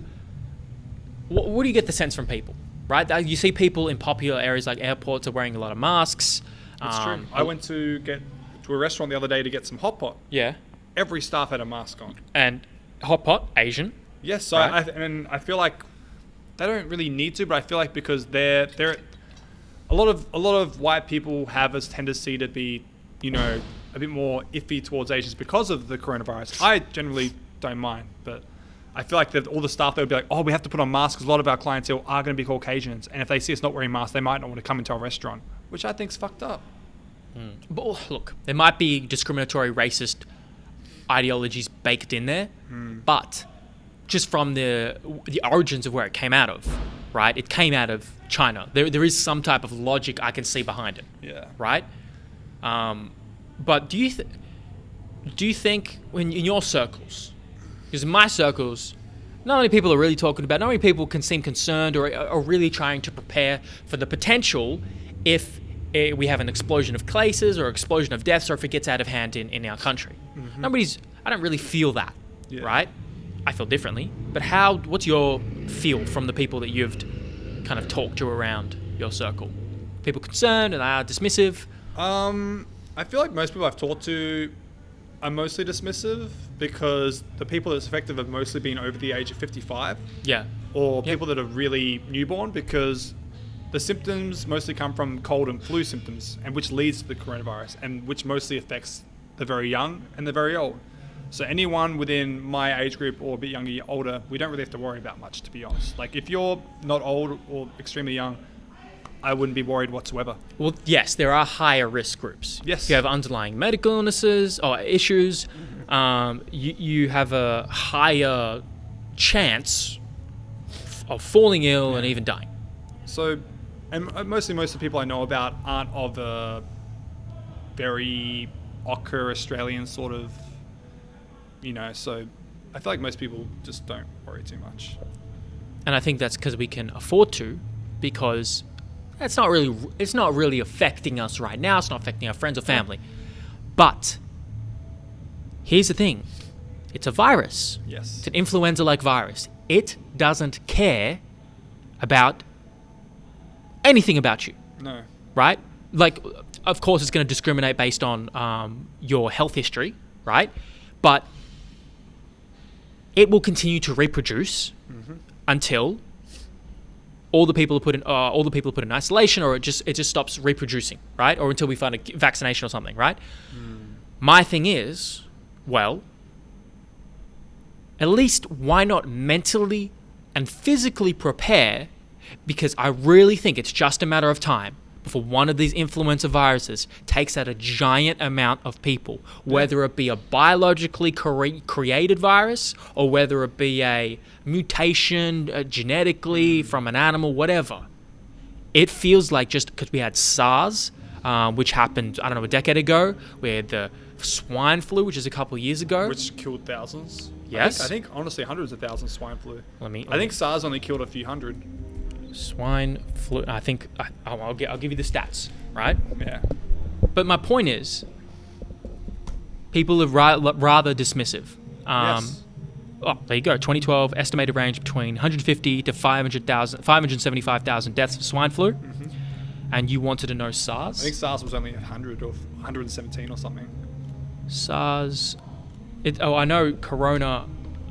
Is a good beer, yes. Has. Well, I can't find it.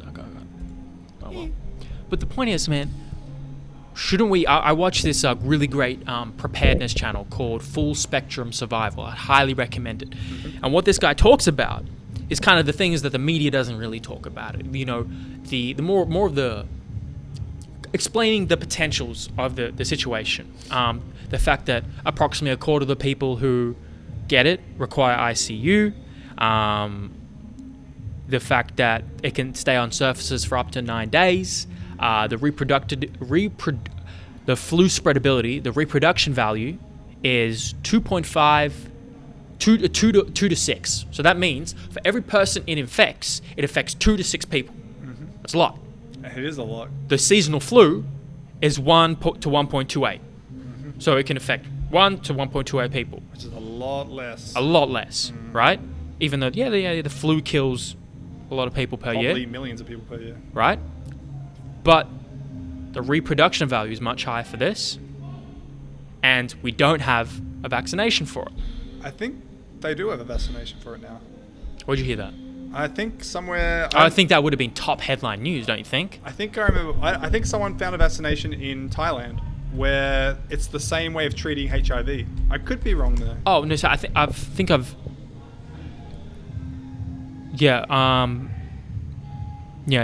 From basic headlines I'm reading right now, it hasn't been found yet. I'm just headline reading right now, so take it with a grain of salt. Vaccine could take years. Could the coronavirus mutate if vaccine can't be found in time? Researchers ramp up efforts. Actually, in Melbourne, they've actually been able to create it, which is, I guess, a pretty, promising thing.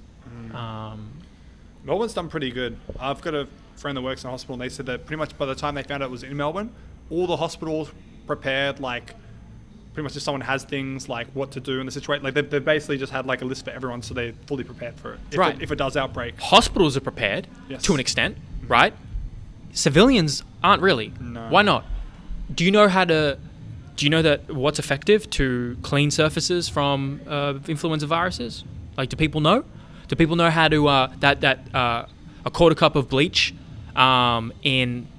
Let me pull it out right now, because I take notes on this stuff. Oh, I know that alcohol kills the virus. Funnily enough. Yep. Early stages. Yeah, it's You know what they say? A wine or two a day keeps the coronavirus away.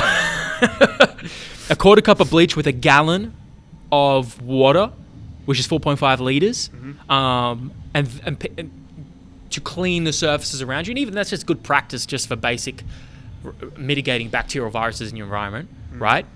Go ahead. No, I'm listening. Oh, you listening? Okay. I was like, Yeah, your mouth twitched. I'm like, he's going to say something. Nah, baby.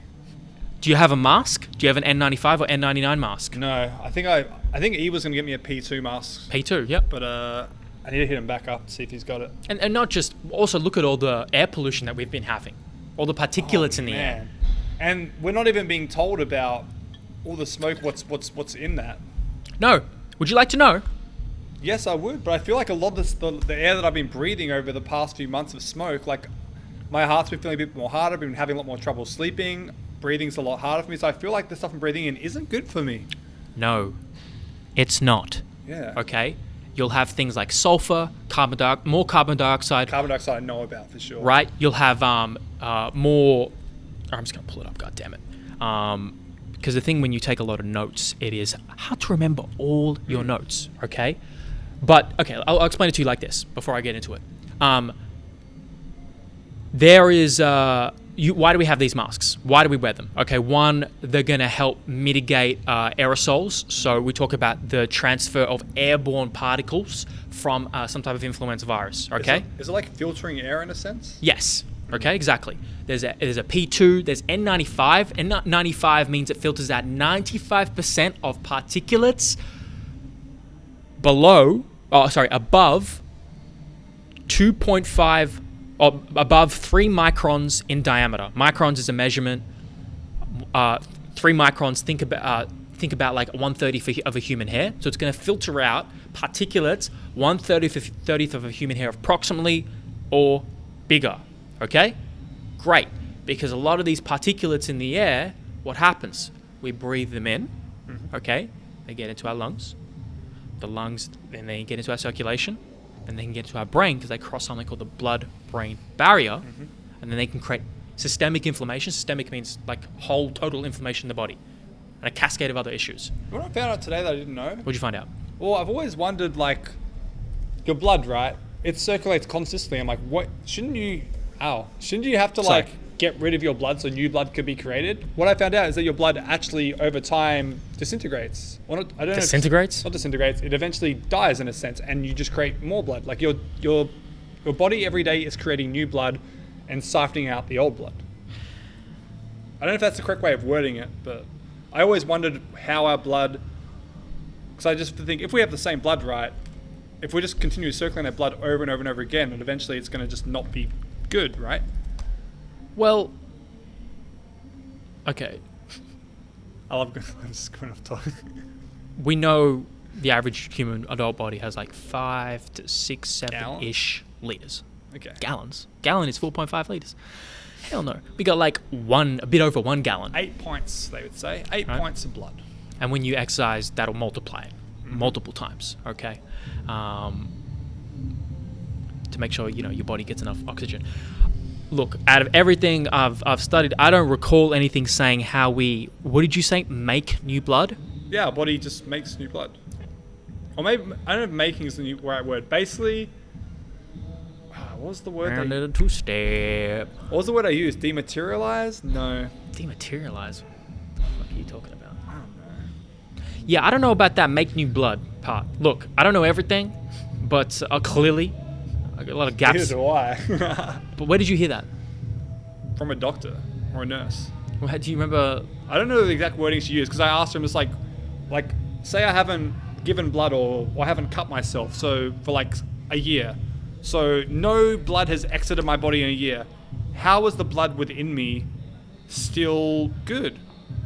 Like, surely blood inside of me moving around every day, surely wouldn't that lose some of its... Maybe you're talking about red blood cells. Maybe. Yeah. Because your bone marrow, your bone will create red blood cells. Okay? So, and that's done all the time. So I think what I mean is like the red blood cells eventually die out, become white blood cells, and then you create new red blood cells. Hold on. Are you saying they become white blood cells, or did she say that, or he say that? I'm saying that. Okay. Is that what happens? No, they're separate. Fuck. Okay. Is that why we have blue veins and red veins? Okay. The blue... Okay. Here we go. As you can see, I have blue veins and I have red veins. Well, you don't have red veins. Yeah. What are my red veins? They're my nerves. Well, show me what you're pointing at. See how there's blue and then there's just like there's red ones. Don't you have red veins? Okay. Your arteries Yeah. will carry blood away from the heart to the tissue. Okay. Your veins will carry this blood from the tissue. It's deoxygenated. The tissue has taken the oxygen out of it and it's bringing it back to the heart to be reoxygenated again at the lungs. So, you look a little confused. No. It's just because talking about blood makes me lightheaded. Oh, I'm sorry. It's okay. Really? Even talking about it? Yeah. Oh, wow. Okay. Well, basically, there's a reason they're blue, and part of the reason is because it's just got the oxygen taken out of it a little bit, and so basically, it's darker in color. If anyone wants to correct me, please. But if I remember A and P, anatomy and physiology, and then that should cover it. Well, that's a good thing about this. I like being wrong. I like speaking my mind. If someone's like, you know, that what you said is bullshit, I'm like, good. Now I know. I don't know what you mean by red parts. You don't have red veins? No, it's. There are red veins in between the blue, I swear. You swear you're looking at yourself like Spider-Man. All right. Well, it doesn't matter. Pollution. Yes. Do you have any respiratory cardiovascular issues, like lung issues? Not to my knowledge. You have But asthma? I feel I do. I have used a ventilator in the past Okay. because I have had breathing problems. Okay. With people who have respiratory issues, particulate matter in the air is especially a problem.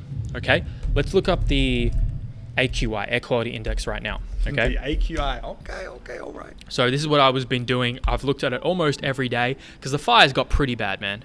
They did. Right? It's okay, man. We're talking about something different. Take some water. Damn. You're a squeamish motherfucker. Right now, this number, you can see 31. If you want to look up the air quality in your city, just type in AQI or your city and air quality, right? It's important. What's important? The water we take in, because we all need water to hydrate our body and every single cell in the body. 100. We all need food at some point. The longest person who's gone without food recorded in the literature is about a year, right? Is that the guy that was from India? I don't know where I don't think he was from India, but he was morbidly obese and they supplemented him with certain minerals, but he did not eat for about a year. Okay, he was eating his food stores and he dropped a huge amount of weight. Well, it's true. The reason we eat food is to get the minerals out of it. The minerals, the micronutrients, Exactly. The vitamins, to sustain our body and serve as a fuel source to sustain movement and function. Cognitive function. Yes, the brain is a huge calorie-sucking organ. It consumes It is. a lot of calories per day. It needs it. Right. For all these stimulating conversations you're going to have. So basically, we dismiss these things. You breathe in, like, depending on if you exercise, it can be like 20,000 plus times a day, right? All these liters of oxygen, so many liters of oxygen. Don't you think maybe the air quality's probably important a little bit? Yes. Don't you think probably what's important in the air is important? Yes. You know? I feel like if you're breathing in bad air for a long period of time, that would affect your lifespan. Right, and this is what's so tough to actually measure in science because we make associations. We think this may contribute to this. It's very hard to be like, this caused this. It's very easy for me to it's like I lift this mic up, I put it over here, my lifting caused it to move. It's cause and effect. It's hard to do that a lot in things with a lot of variables, right? Because I don't know if you know, but Indonesia had some fires last year, and it was crossing over all the way to Singapore. Yes, Remember that? I do. Okay. We had people wearing masks in Singapore, and you know, our air pollution was like 50 to 100. Doesn't surprise me because Singapore's a very clean city. Their government would be on top of that. Well, they get on top of what they can control. You can't get a giant vacuum cleaner and clean the air, right? Well, could you?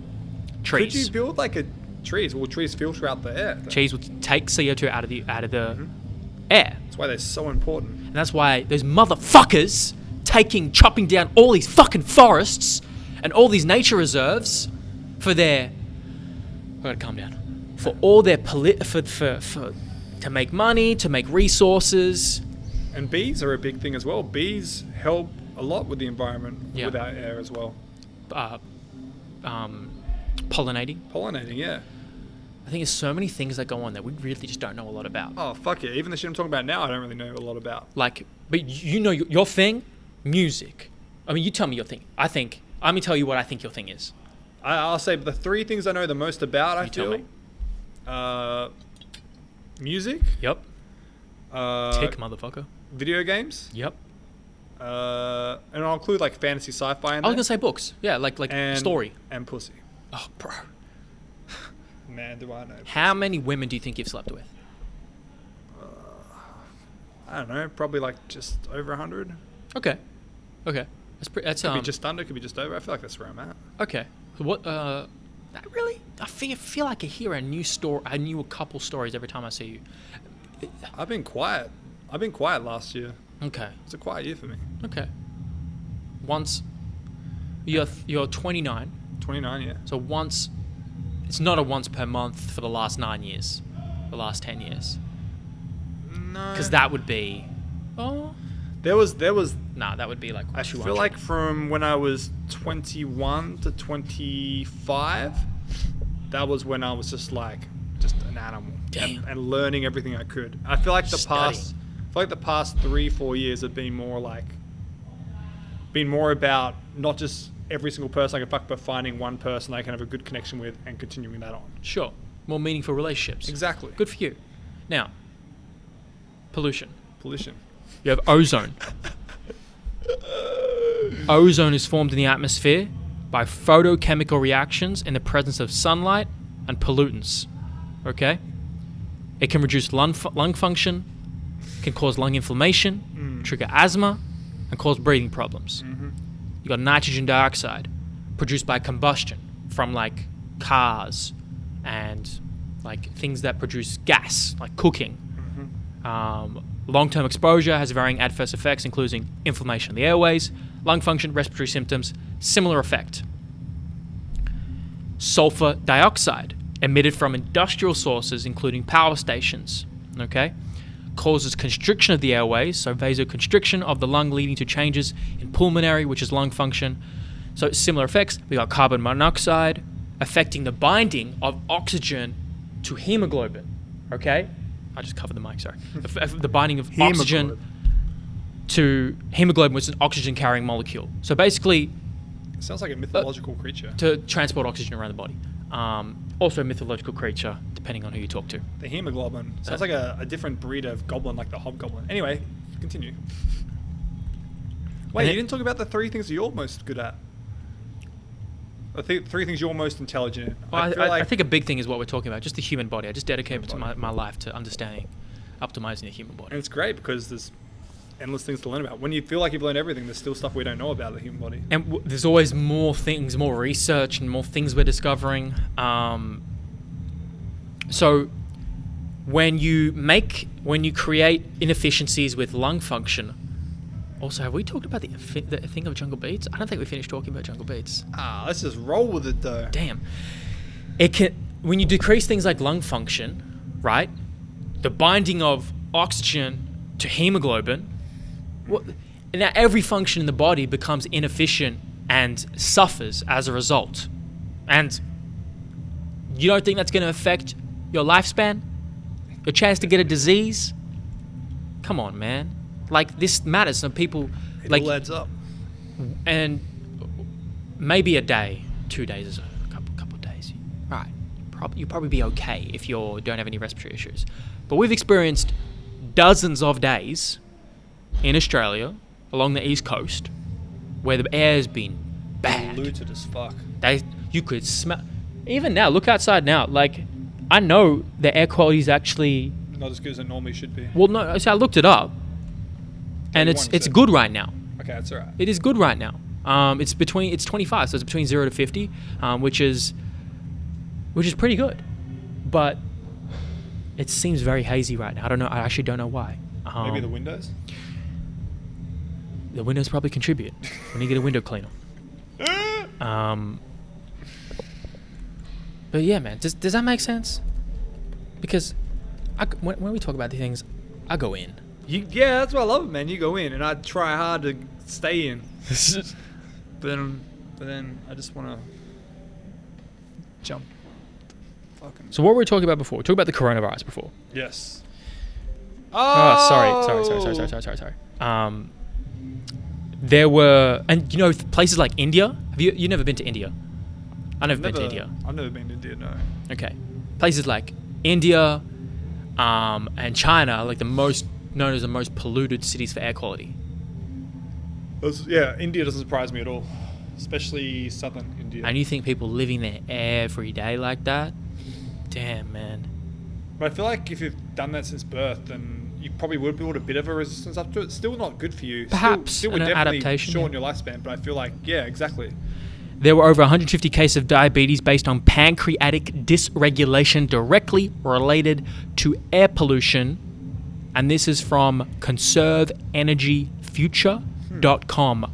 Diabetes risk caused by air pollution can suppress EPA safe levels, research shows. Basically, they're saying that the safe levels that they say for air pollution may not actually be technically safe. And this is things like just putting plants in your homes, getting a basic air filtration thing in your home. This is why we have nasal hairs in our nose to help filter. Isn't it when your nasal hairs fall off or die, like they don't get replaced? Didn't I read something about that? Oh no, sorry, that's about your ears. That's not true. In your ears, you have heaps of little tiny hairs which like contribute towards your hearing. Right. And when you damage your hearing, those hairs die and you can't regrow them back. That's why your hearing is so important. I've been learning all about this at school. So right. So say you're listening to something, like I learned about the pitch of things you listen to a certain amount of times before it damages your hearing. Right. And if you damage your hearing to an extent, there is no way to recover with that. Like there's no way in even in surgery, like once you lose your hearing, that's it. Like you can put devices in there to help you hear again, but you can't actually. How do you damage them? Listening to loud sounds? Yeah, exactly. Be it construction work, music too loud, gunshots, or just like engines, just things that like you know when you listen to a really loud sound, you get that little ring afterwards. Yeah, what's it called? It starts with a T. Tinnitus. Is that it? Yeah, tinnitus. That is that sound is your hearing being damaged. Yes. So when you hear that Tinnitus. Like I know that I have slight permanent hearing damage because if I really focus hard, like right now, I can hear it. Well, there's quite a bit of background noise too. Oh yeah, but if I take these off, like I won't. If I do, I can hear it. There's always a really light sort of eerie eking sort of sound that's always going on That's always going on. That's a bit concerning. But I've got to a stage where I can just block it out. Like it doesn't bother me at all. But yeah, but isn't that I feel a little bit of back pain every day, but I just block it out. It slowly gets worse every year, but I think it's different because it's not painful. I think ignoring. Hearing is a difficult thing, right? Yes. Sight is a difficult thing. It's not like Damn, I need glasses. There's not many things you can do, from my knowledge, to really quickly improve them. Like well-being, mental health, body composition, energy levels, gut health. Or we can improve these things pretty quickly with certain things. But if I want to improve my sight and hearing, laser surgery, taste, that's more tricky. Would you rather give up the ability to taste or the ability to smell? Damn. Taste? Food. I eat a lot of food. I enjoy food. And hear. Is that what you said? Smell. Well, hold on. Taste and smell are intrinsically linked. Yes, but they are different still. Like if you give up your smelling, you will still taste, but it won't be obviously as fulsome. But if you give up your taste, then of course smelling will lose a bit as well, if depending if it's food or not. Can I trial this? For sure. What are you going to trial it on? Hypothetically, I trial it and just decide. But then it defeats the whole purpose of the question. Probably... Could I still have a nose? Do I still have a nose? Of course you still have a nose. Great. Probably... Well, smell is probably less useful, I would say, except for situations where it becomes dangerous and you need to smell to detect a danger like a fire or a pollutant. But wouldn't you still taste that? How could you taste air? Can you taste smoke? Not in my experience. What? I can taste smoke. You can taste it? Yes. You sounded very surprised by my answer, and I found surprised by your answer. Yeah. Interesting. Like, legitimately, if there's smoke outside, I feel like because you're smelling such an intense smell, the next time you have smoke around you, block your nose and breathe in. Guaranteed you will taste the smoke. When you smoke a fish and you eat it, can you taste that smoke? Interesting. That is how you taste smoke. I've not smoked a fish of recent, or if ever. But you smoke some grain. next time you're like, I don't know, around a campfire. Do you know when you're around a campfire and you can smell that beautiful wood? You can smell the wood burning. You can smell that beautiful smell. You can taste It's that. funny people say beautiful smell like it's nostalgic. Here's a question for you. Hold on, that probably has a lot of the pollutants we're talking about. Probably. Wait. If you were That beat is so hard.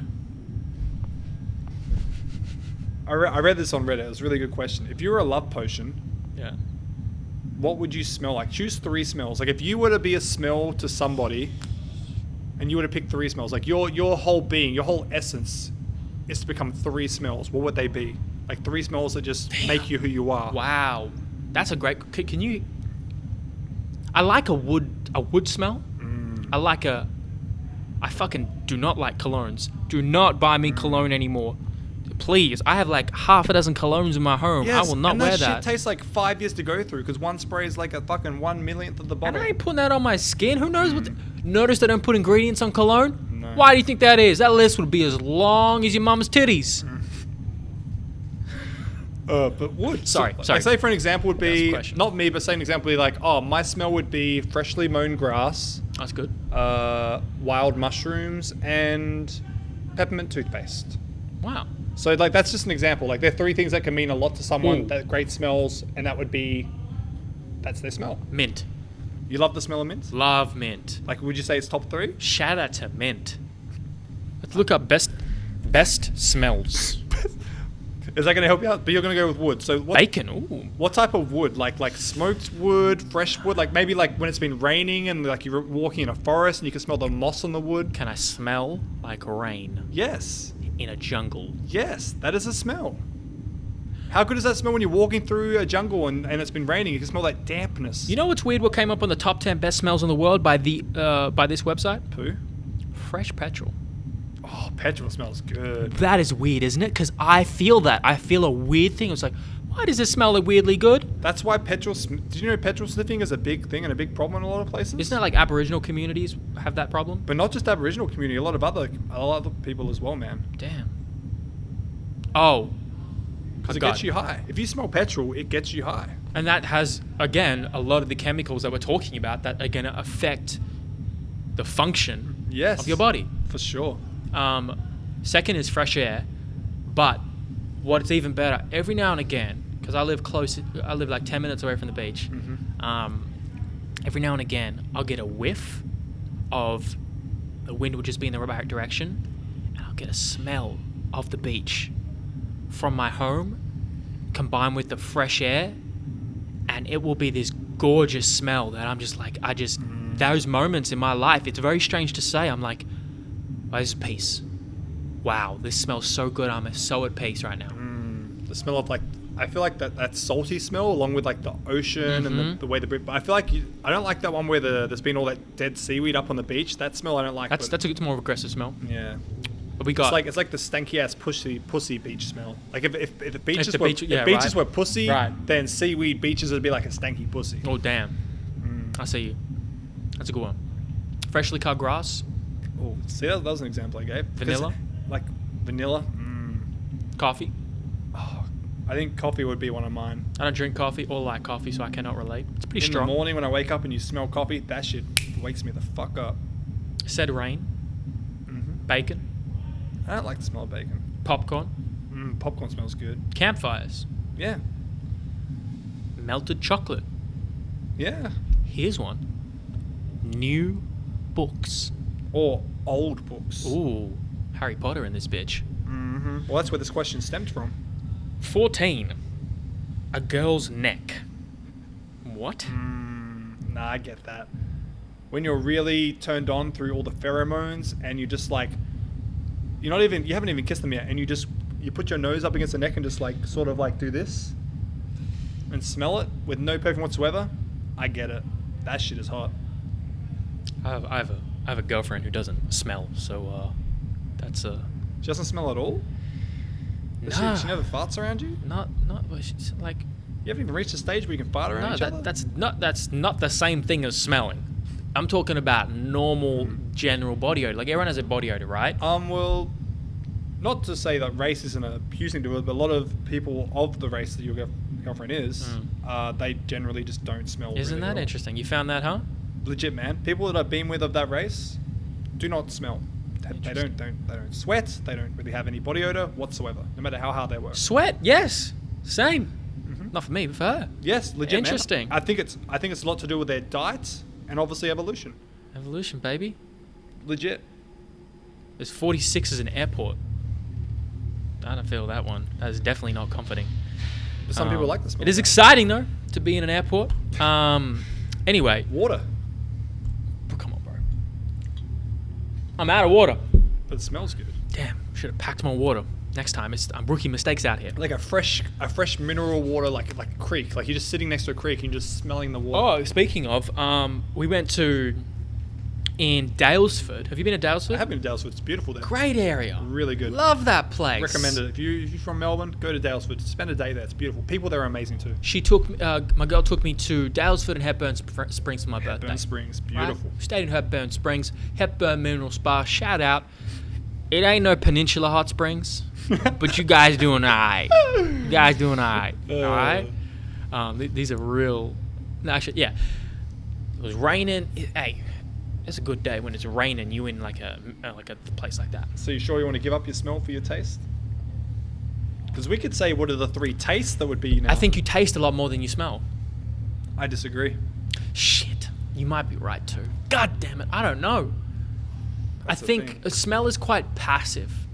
Taste is more forced upon. I could argue the opposite as well. No, I'm with you there. I feel like tasting is a bit more intense than smelling a lot of the time. Because when you're tasting things, each part of your tongue has a different way of allowing that taste. Like some parts of your tongue is to taste more saltiness, some to taste more bitterness. Whereas smelling, I feel is just one whole contributed whole. Whereas taste is like different more parts to it. So I feel like tasting's more... Yeah, like different parts of your tongue. Exactly. Taste different So I areas. feel like tasting has a lot more to it than smelling. But smelling might still offer more in a sense of sensation. But about... we tasted a lot of great food down in Dalesford, man. They got some nice places. Some good cheeses. Not really a cheesy motherfucker. I mean, you're kind of cheesy.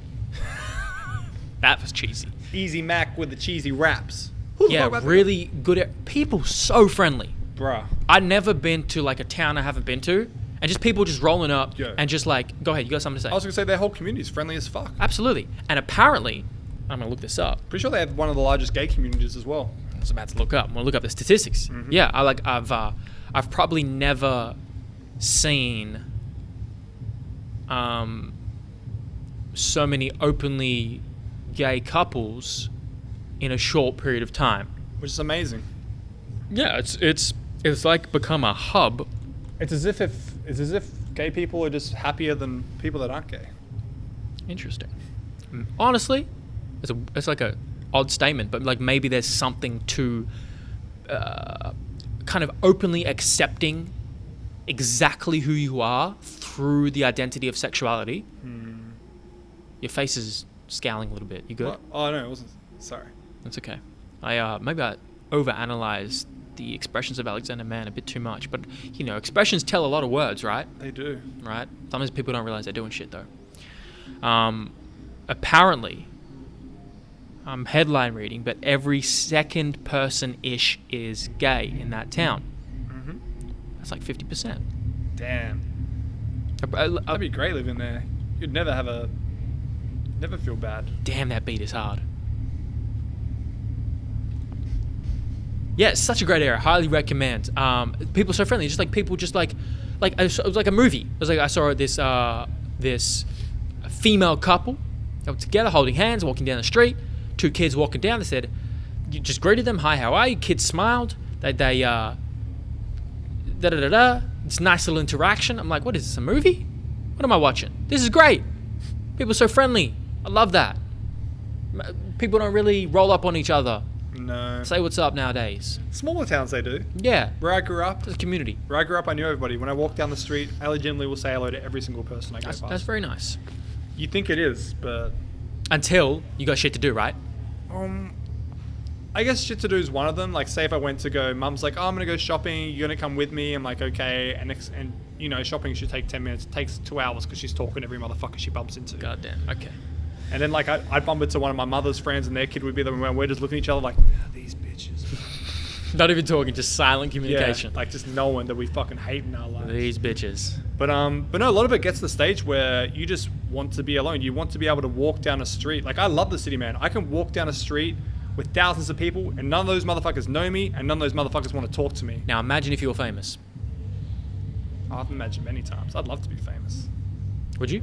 Fucking oath I would be. I'd love to be a role model to people. Who says you can't be for the circle you already have around you? Well, there you go. It depends on the way you look at being famous. For sure, man. I read an article by Tim Ferriss on 11 reasons not to become famous. Mm-hmm. What do you think came up on that list about some of the things the average person doesn't think about? Because it affected me so much that I thought about two things. One, Privacy. hold on. One, I just want to frame the conversation. Oh, yeah, for sure. One, it made me think about deleting all the media on the internet with my family, friends, and relationship. Yes, because people, once you become famous, you're going to get people that are totally like super fans, and they're going to look through everything possible to find out about you.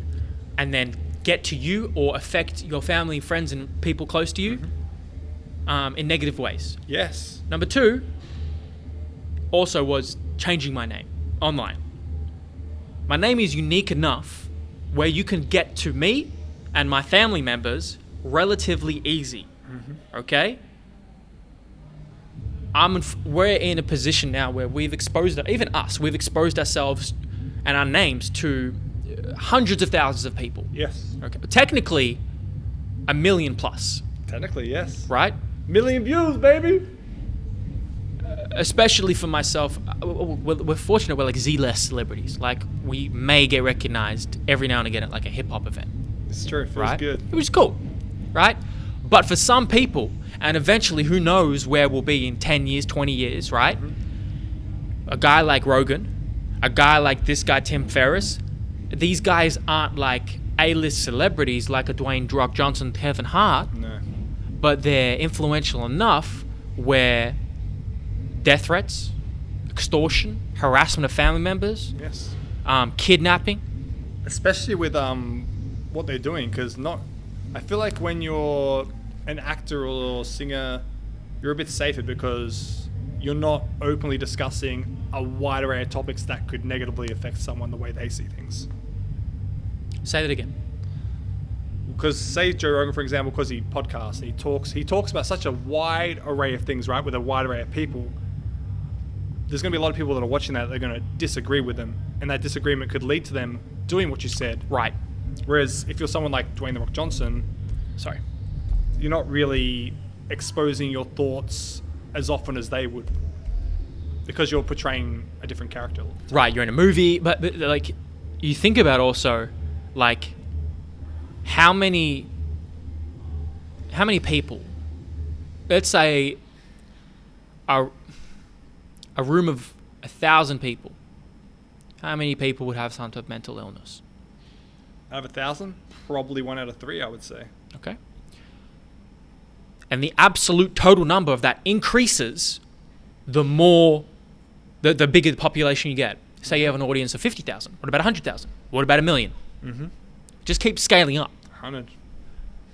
While you may attract a certain demographic of people, intelligent, progressive, regressive, whatever, the chance of some of them being mentally ill, having some type of ailment, well, might be get into the hundreds of people. Nice. Incrementally higher the higher you get.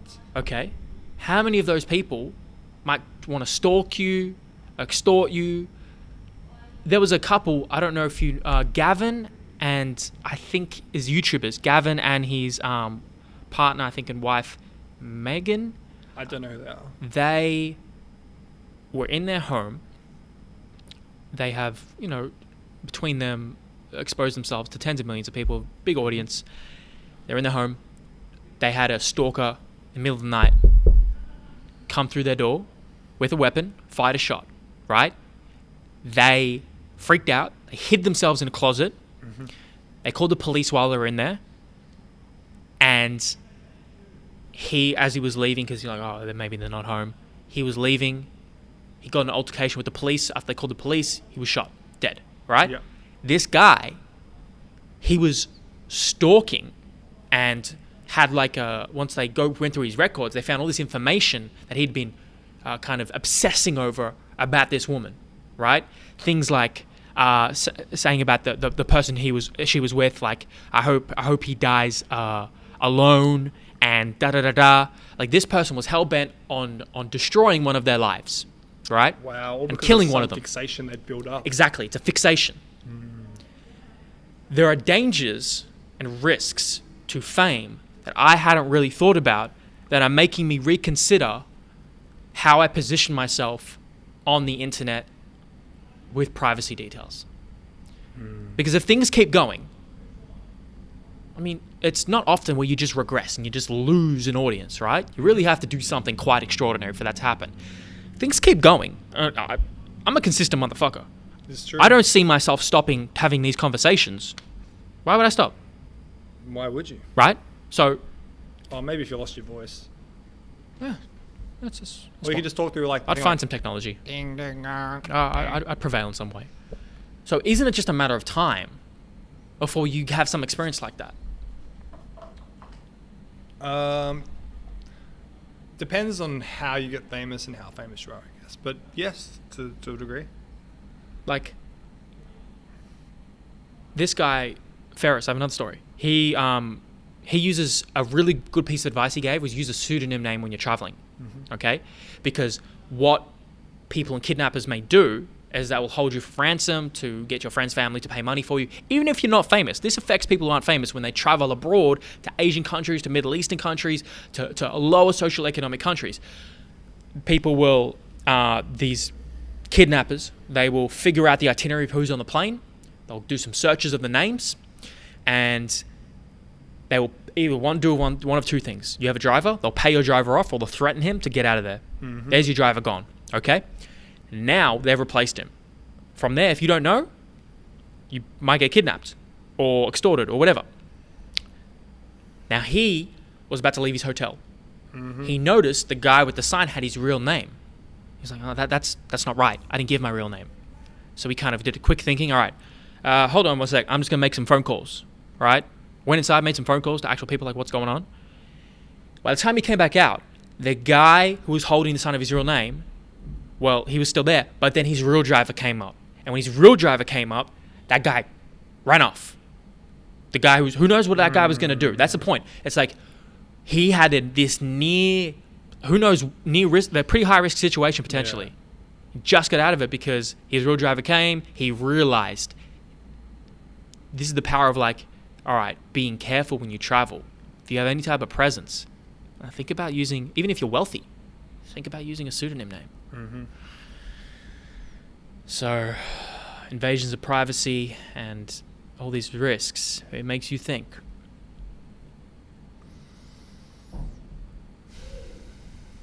So fame, my friend, it's a fickle may beast. Not be all that it seems to be, but I get it. I feel like it's worth it if you can impact other people's lives positively. Yeah. I mean, of There's course, a risk reward. Yeah, exactly. I feel like it's worth it, but Yeah. it just depends on the type of person you are and how you want to live. So you prepared for the coronavirus? Fuck no, but I'll take it as it comes. That's the type of guy you are. You're a take it as it. I'm a take it as it comes. You're a guys. take it as it comes I'm guy. a cum guy. Yeah. Yeah. Come everywhere. Come. How many times do you think you've busted a nut in your life? Fuck, man. Thousands. Thousands. Thousands. If you've lived, you are. Let's call it. You've lived for over 10,000 days. Yeah. When? Let's say you start. It's got to be thousands. I reckon tens of thousands. No way. Yeah, I reckon over 10,000. No, do the math. Tell me how that would work. Well, I started masturbating when I was 12. So let's go 29 minus 12. And let's just say from when I was... That's the cup. Bro, there's only 6,200 days between 12 and now. You say 6,200. 6,200. So you would have to 6,000. Oh, wait. bust multiple nuts a day. Okay, maybe not that much. But I reckon it'd be at least 5,000. Because I would have masturbated every day for a long time. And definitely more than once a day for a long time. Damn. But then there's been definitely a few years of my life where I was only masturbating like twice a week. Do you think it could fill a swimming pool? No. Ew. I wish we had these. Sorry, I just imagined diving in it and I was like, oh. So damn, diving in. It ain't money. You see those people diving in money swimming pools? I wish we had these life stats. Like you could just pop something up. I know, right? I just hope that when I die, yeah, when you die, you can just pull up all your stats for your life. Exactly. For your life stats. Now, all right. We never finished talking about actually what the hell I was talking about with Jungle Beats. Okay. All right. Do you remember what we were talking about? Fuck no, but remind me. We talked about why we moved away, why we paused it. Mm-hmm. And then I saw your daily drive on Spotify. You have not seen this? No. Okay. Is it different for everybody else, or is it the same for everybody? Well, here's the great thing. The news will be. This is from news.com. So basically, .com.au. So it basically pulls news that people on Spotify from your region, your area. Okay. Then it gives you a playlist. So, it gives me 4 songs, and then it gives me another news bit from another different provider. It gives me another 4 songs, and it repeats. Okay. What is this like? What is this like? What do you mean? It's like the radio. News, music. Yeah, you're right. It is like News, the music, radio. talk. Mm-hmm. Okay. So, man, we really got sidetracked. This was an hour ago. Passengers have been voicing their concern about the weight on the ship, including flying banners calling for help from the ship's In the two countries And for they 8 just months go fell apart back in October. To some and royal forth, news now, and Prince Harry and talking, Meghan Markle may have turned like, down who an gives a invitation to attend the fuck Oscars, but about there's one this? thing the Duke of Sussex won't give up without You a don't care fight. about the This news? story hits a little bit too Oh. close to home for me. Prince Harry I don't care about news to an extent. I'm talking about the things that they're talking about, the way they're talking about. It's just like they're reading off a piece of paper. There's no real personality, There's no There's no back and life, forth, yeah. right? There's no banter. There's no like, Sources say he underwent thick we have injections to and a fulfill, steam we can't swear, we can't do this, we can't do that. Yeah. But what I'm thinking, we could do this, man. We could do that much better. Oh, fucking oath we could. Bro, are you serious? We could put a lot of personality into the news and joke around a bit as well. Like keep people engaged and interested. We could offer, like, we talk about Jungle Beats Radio. Mm-hmm. That's what we originally called. We want to create Melbourne's biggest hip-hop radio station. Mm-hmm. Who says we need the radio? We don't need the radio. We can go to podcasting platforms. The radio is dying. Radio is becoming podcasting. Right. So, this makes me think, I wonder, could we design something like this ourselves? Yes, easily. Why not? We could sit here and do it. We could sit here. We could actually give people something of value. It's like, here's relevant music news. Here's some things we've been thinking about and talking about. Hey, like we could, whatever. And here's some shit that's been going on in Australia, which you might not have known. Right. Just talk about whatever we want to talk about news related. And then we give a music from us, like we used to do back on radio. Mm-hmm. We'd give our favorite songs we've been jamming to. 100. The Jungle Beat of the Week. Hey, Who says we can't give them those? Then go into another segment. it's true, bro. I think there's something here. What do you think? Yeah, I'm down. Take a look at that and see, like, how would you structure that though? Like, how would you upload that on Spotify, you can upload music. You can make playlists. You can Slow put a Tide, podcast on. Charlie, they're good tracks. We'll figure it out. How would you do that? So you need so they've got a picture, a title, a quick synopsis, and the tracks that'll be playing. I'm thinking, how do we create the both in the one? How do we put the voice talking, and then the music after it? Because I really like the layout of this. It's Loud good, is good. right? It's got the topic and the tracks underneath. So maybe we could create a playlist of some sort. So I'm thinking, look, the reality. I don't know if we'll go back to. I don't know if I'm not really interested right now in going back to reviewing music in the same way we did it. So you got to reinvent yourself if you find ways to do that. Yeah, I feel like the way I'm looking at it is reviewing music is it's kind of boxed in, right? It's so flooded now. There's not too much you can do outside the box because people just want to hear you review it. But with what you're talking about here, there's so many boxes you can expand into. Like there's not really a line which you can't cross. Like you're still doing what you're setting out to do, but there's also so much more that you can just add in there, which is still out of context, but then you're staying within relevancy. Right, within your structure. And I think it's so much less time consuming. There's no real editing, right? This is true. I pull the audio, I chop, and then I upload it. We make a playlist of music. I don't know, if we're going to go back to Jungle Beats, then I think this got me excited to do something different, it's a bit different and interesting. What do you think? I like it. More discussions, more...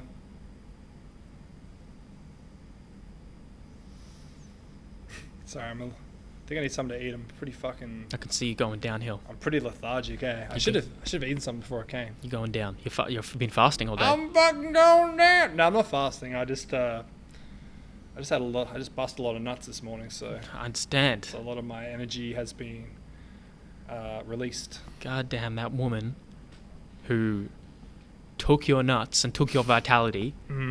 Little did she know she would be affecting this podcast. How selfish of you, lady. How dare you? How dare you? How dare you suck the energy out of my nuts? On that note, to finish off this we're gonna put this on Jungle Beats.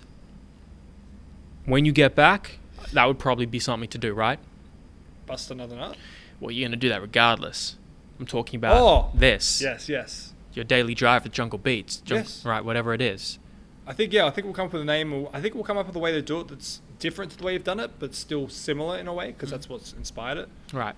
Yeah, I like the idea of talking about our passion, mentioning like news or things people aren't aware of that is to do with the area from. I like the idea of having also the randomness and other stuff as well. And just once a week type thing. Yes. And building a fan base of that, and also like you said, there's not really much to edit. It's more just like we do it. We create a playlist.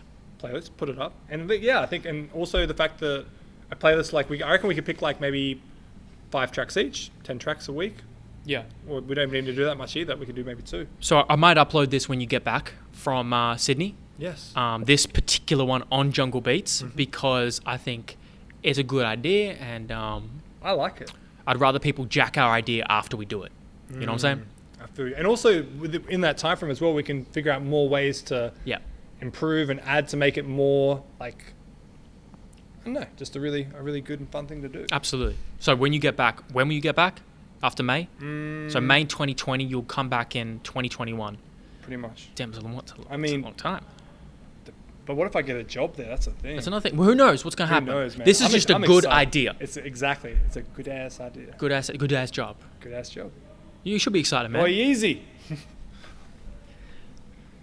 Easy. I'm excited, man. I'm excited for everything. Life is full of unknowns. I'm just waiting for me to just eat them up like fresh oranges. I love me some oranges, bro. So refreshing. What do you reckon is the most... I didn't know you had enough energy to ask me a question. I'm surprised. What is the most delicious thing that is actually good for you? to you? Like, Depends how you define good for you. we'll say, is chocolate good for you in large quantities? It depends what type of chocolate. Depends on the percentage of cacao in it. Depends. Is ice cream good for you? Motherfucker. Again, see, here's the thing. Fuck! It depends. If I give you a black and white answer, that is disingenuous and Yeah. inaccurate of me. People Yeah. in nutrition and the physicians and doctors want to give you black and whites. This shit is not black and white. There is nuance and grey. Like you, my friend. You are, what is it, Thade? Thade Grey. That is the name I'm sticking with for the time being. It may change, because I don't plan on changing my name for probably another few years, but I want to change it eventually. What? No, what? That's it. That's it, boy! Alexander Mann, where would you like to? I think that you are having a downward spiral into I need some food. I need some sugar withdrawals. I don't know if it's sugar. I think it's Addicted. You're addicted to cum. Nah, I don't know if it's sugar, is it?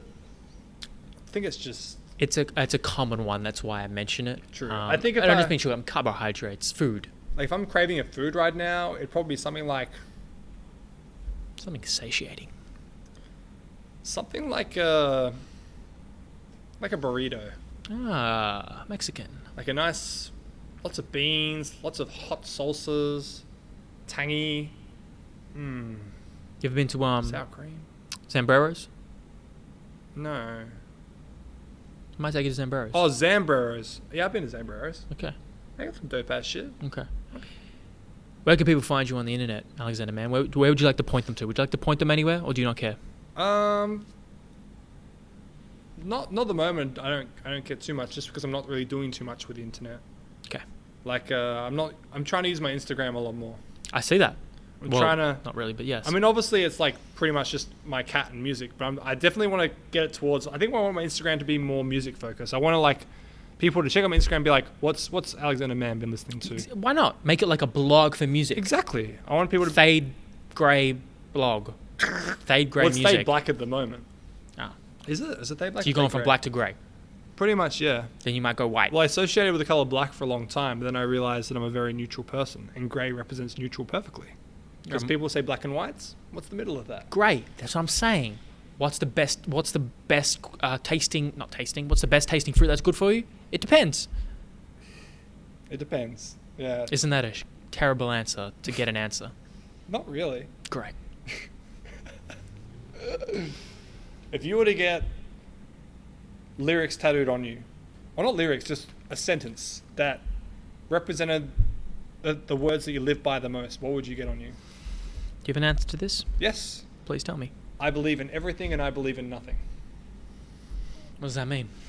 It means that no matter what someone says to me, I will never dismiss it as being true or untrue. It means I will still have beliefs. I will still have structured ways of looking at things, but I will never completely dismiss something. Right. I love that.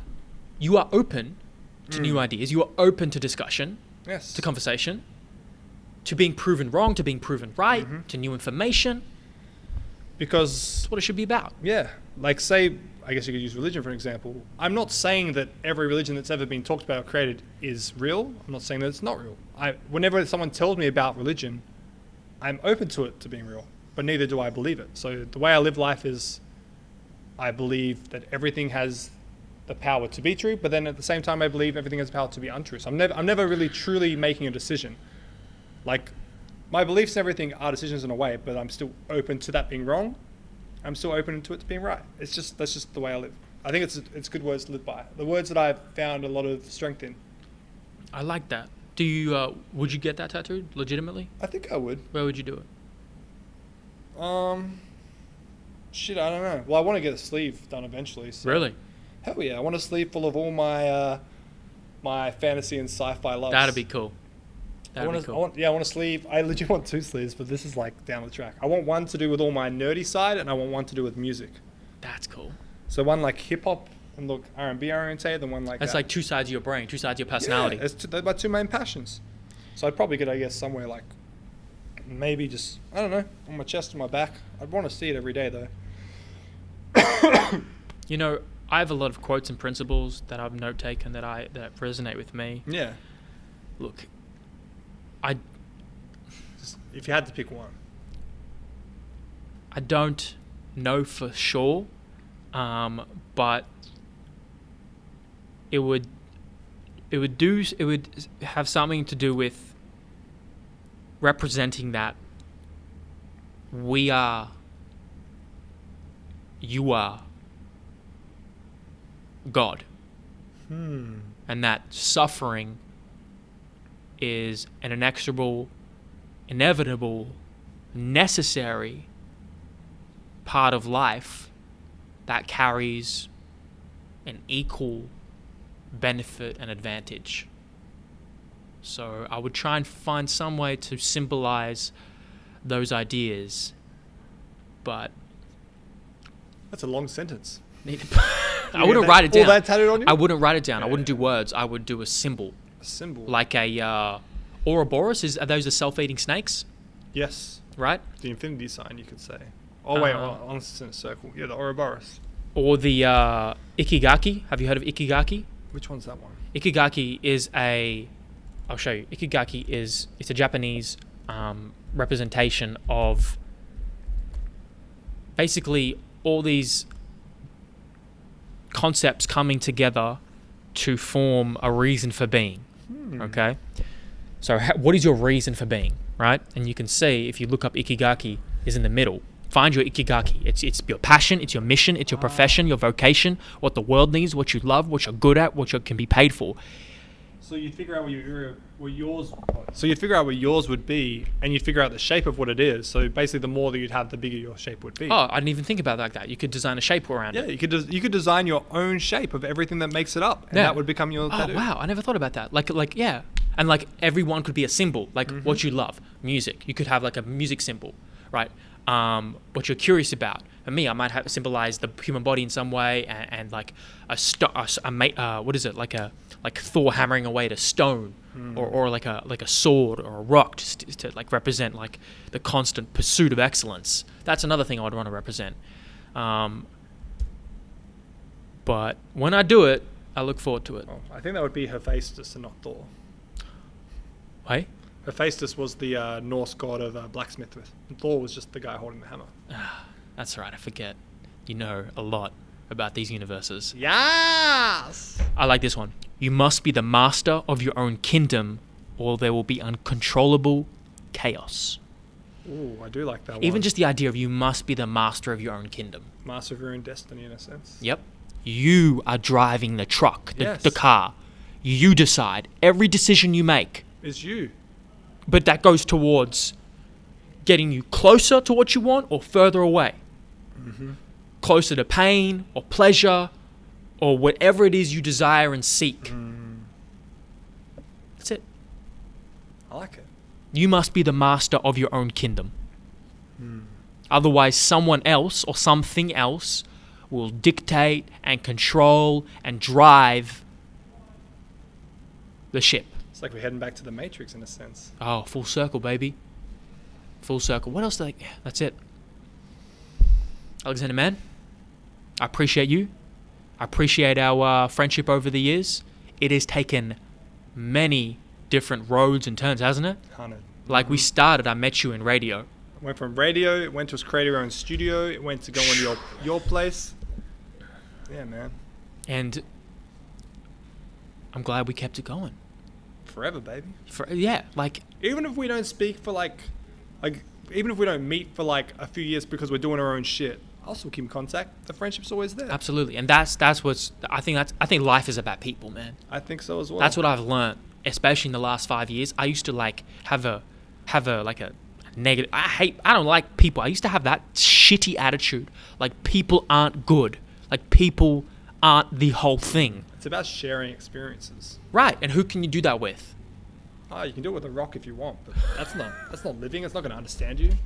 You can do it with a rock. You can do it with you can do Dwayne it. the Rock Johnson. Sorry, continue.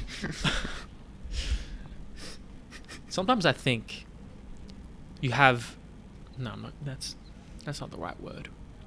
It doesn't matter. Yeah, man. I'm just I'm grateful for it's so cool because you so different to a lot of people that I know. And that's so interesting. You're an interesting motherfucker. The way you think. That's the best compliment a man can get. Yeah, right? Like, the biggest insult to me is to say I'm boring. Oh. Like, you can say I'm butt ugly. You can say that I've got skanky ass looking feet. You could say that don't have good fashion. I don't give a fuck. But if you say I'm boring, that's the biggest insult. I don't know. I think that reflects the person saying you're boring. Like, why did that person say it? Like, I think if a person says you're boring, really? Are you sure you're not the one who's boring, who's not curious? Well, that's the thing about people as well. Everyone has different perceptions of boring because everyone has different interests and shit. So if someone says I'm boring, I can accept that, I guess, because their envision of someone being interesting is different to my envision of being interesting. And that's why having conversations with such a wide variety of people, like I'm on the pursuit for doing, is such a hit and miss type of thing, because people aren't going to resonate with everybody. There's going to be a lot of people who don't resonate with you, a lot of people who don't resonate with me, but that's okay. It's not about that. Man, I haven't met someone in a long time I haven't resonated with, though. I feel like because So you're so open, though. You find commonality in people. You find something you can relate to. Well, yeah. And I feel like even if I'm talking to someone who might scare me a little, or who might not be someone that I'm generally interested in anything they do, I will find a way to connect with that person. Beautiful, man. Eat pussy. Stay hydrated. Absolutely. Well, that's how you stay hydrated, I hear. And just eat pussy. Alexander, man, thank you, brother. Love you. I love you too. See ya. Bye. Oh, what's up, man? What's poppin'? Could you see me like fading away like the last half hour? Yes. I was just like, fuck, I should have eaten.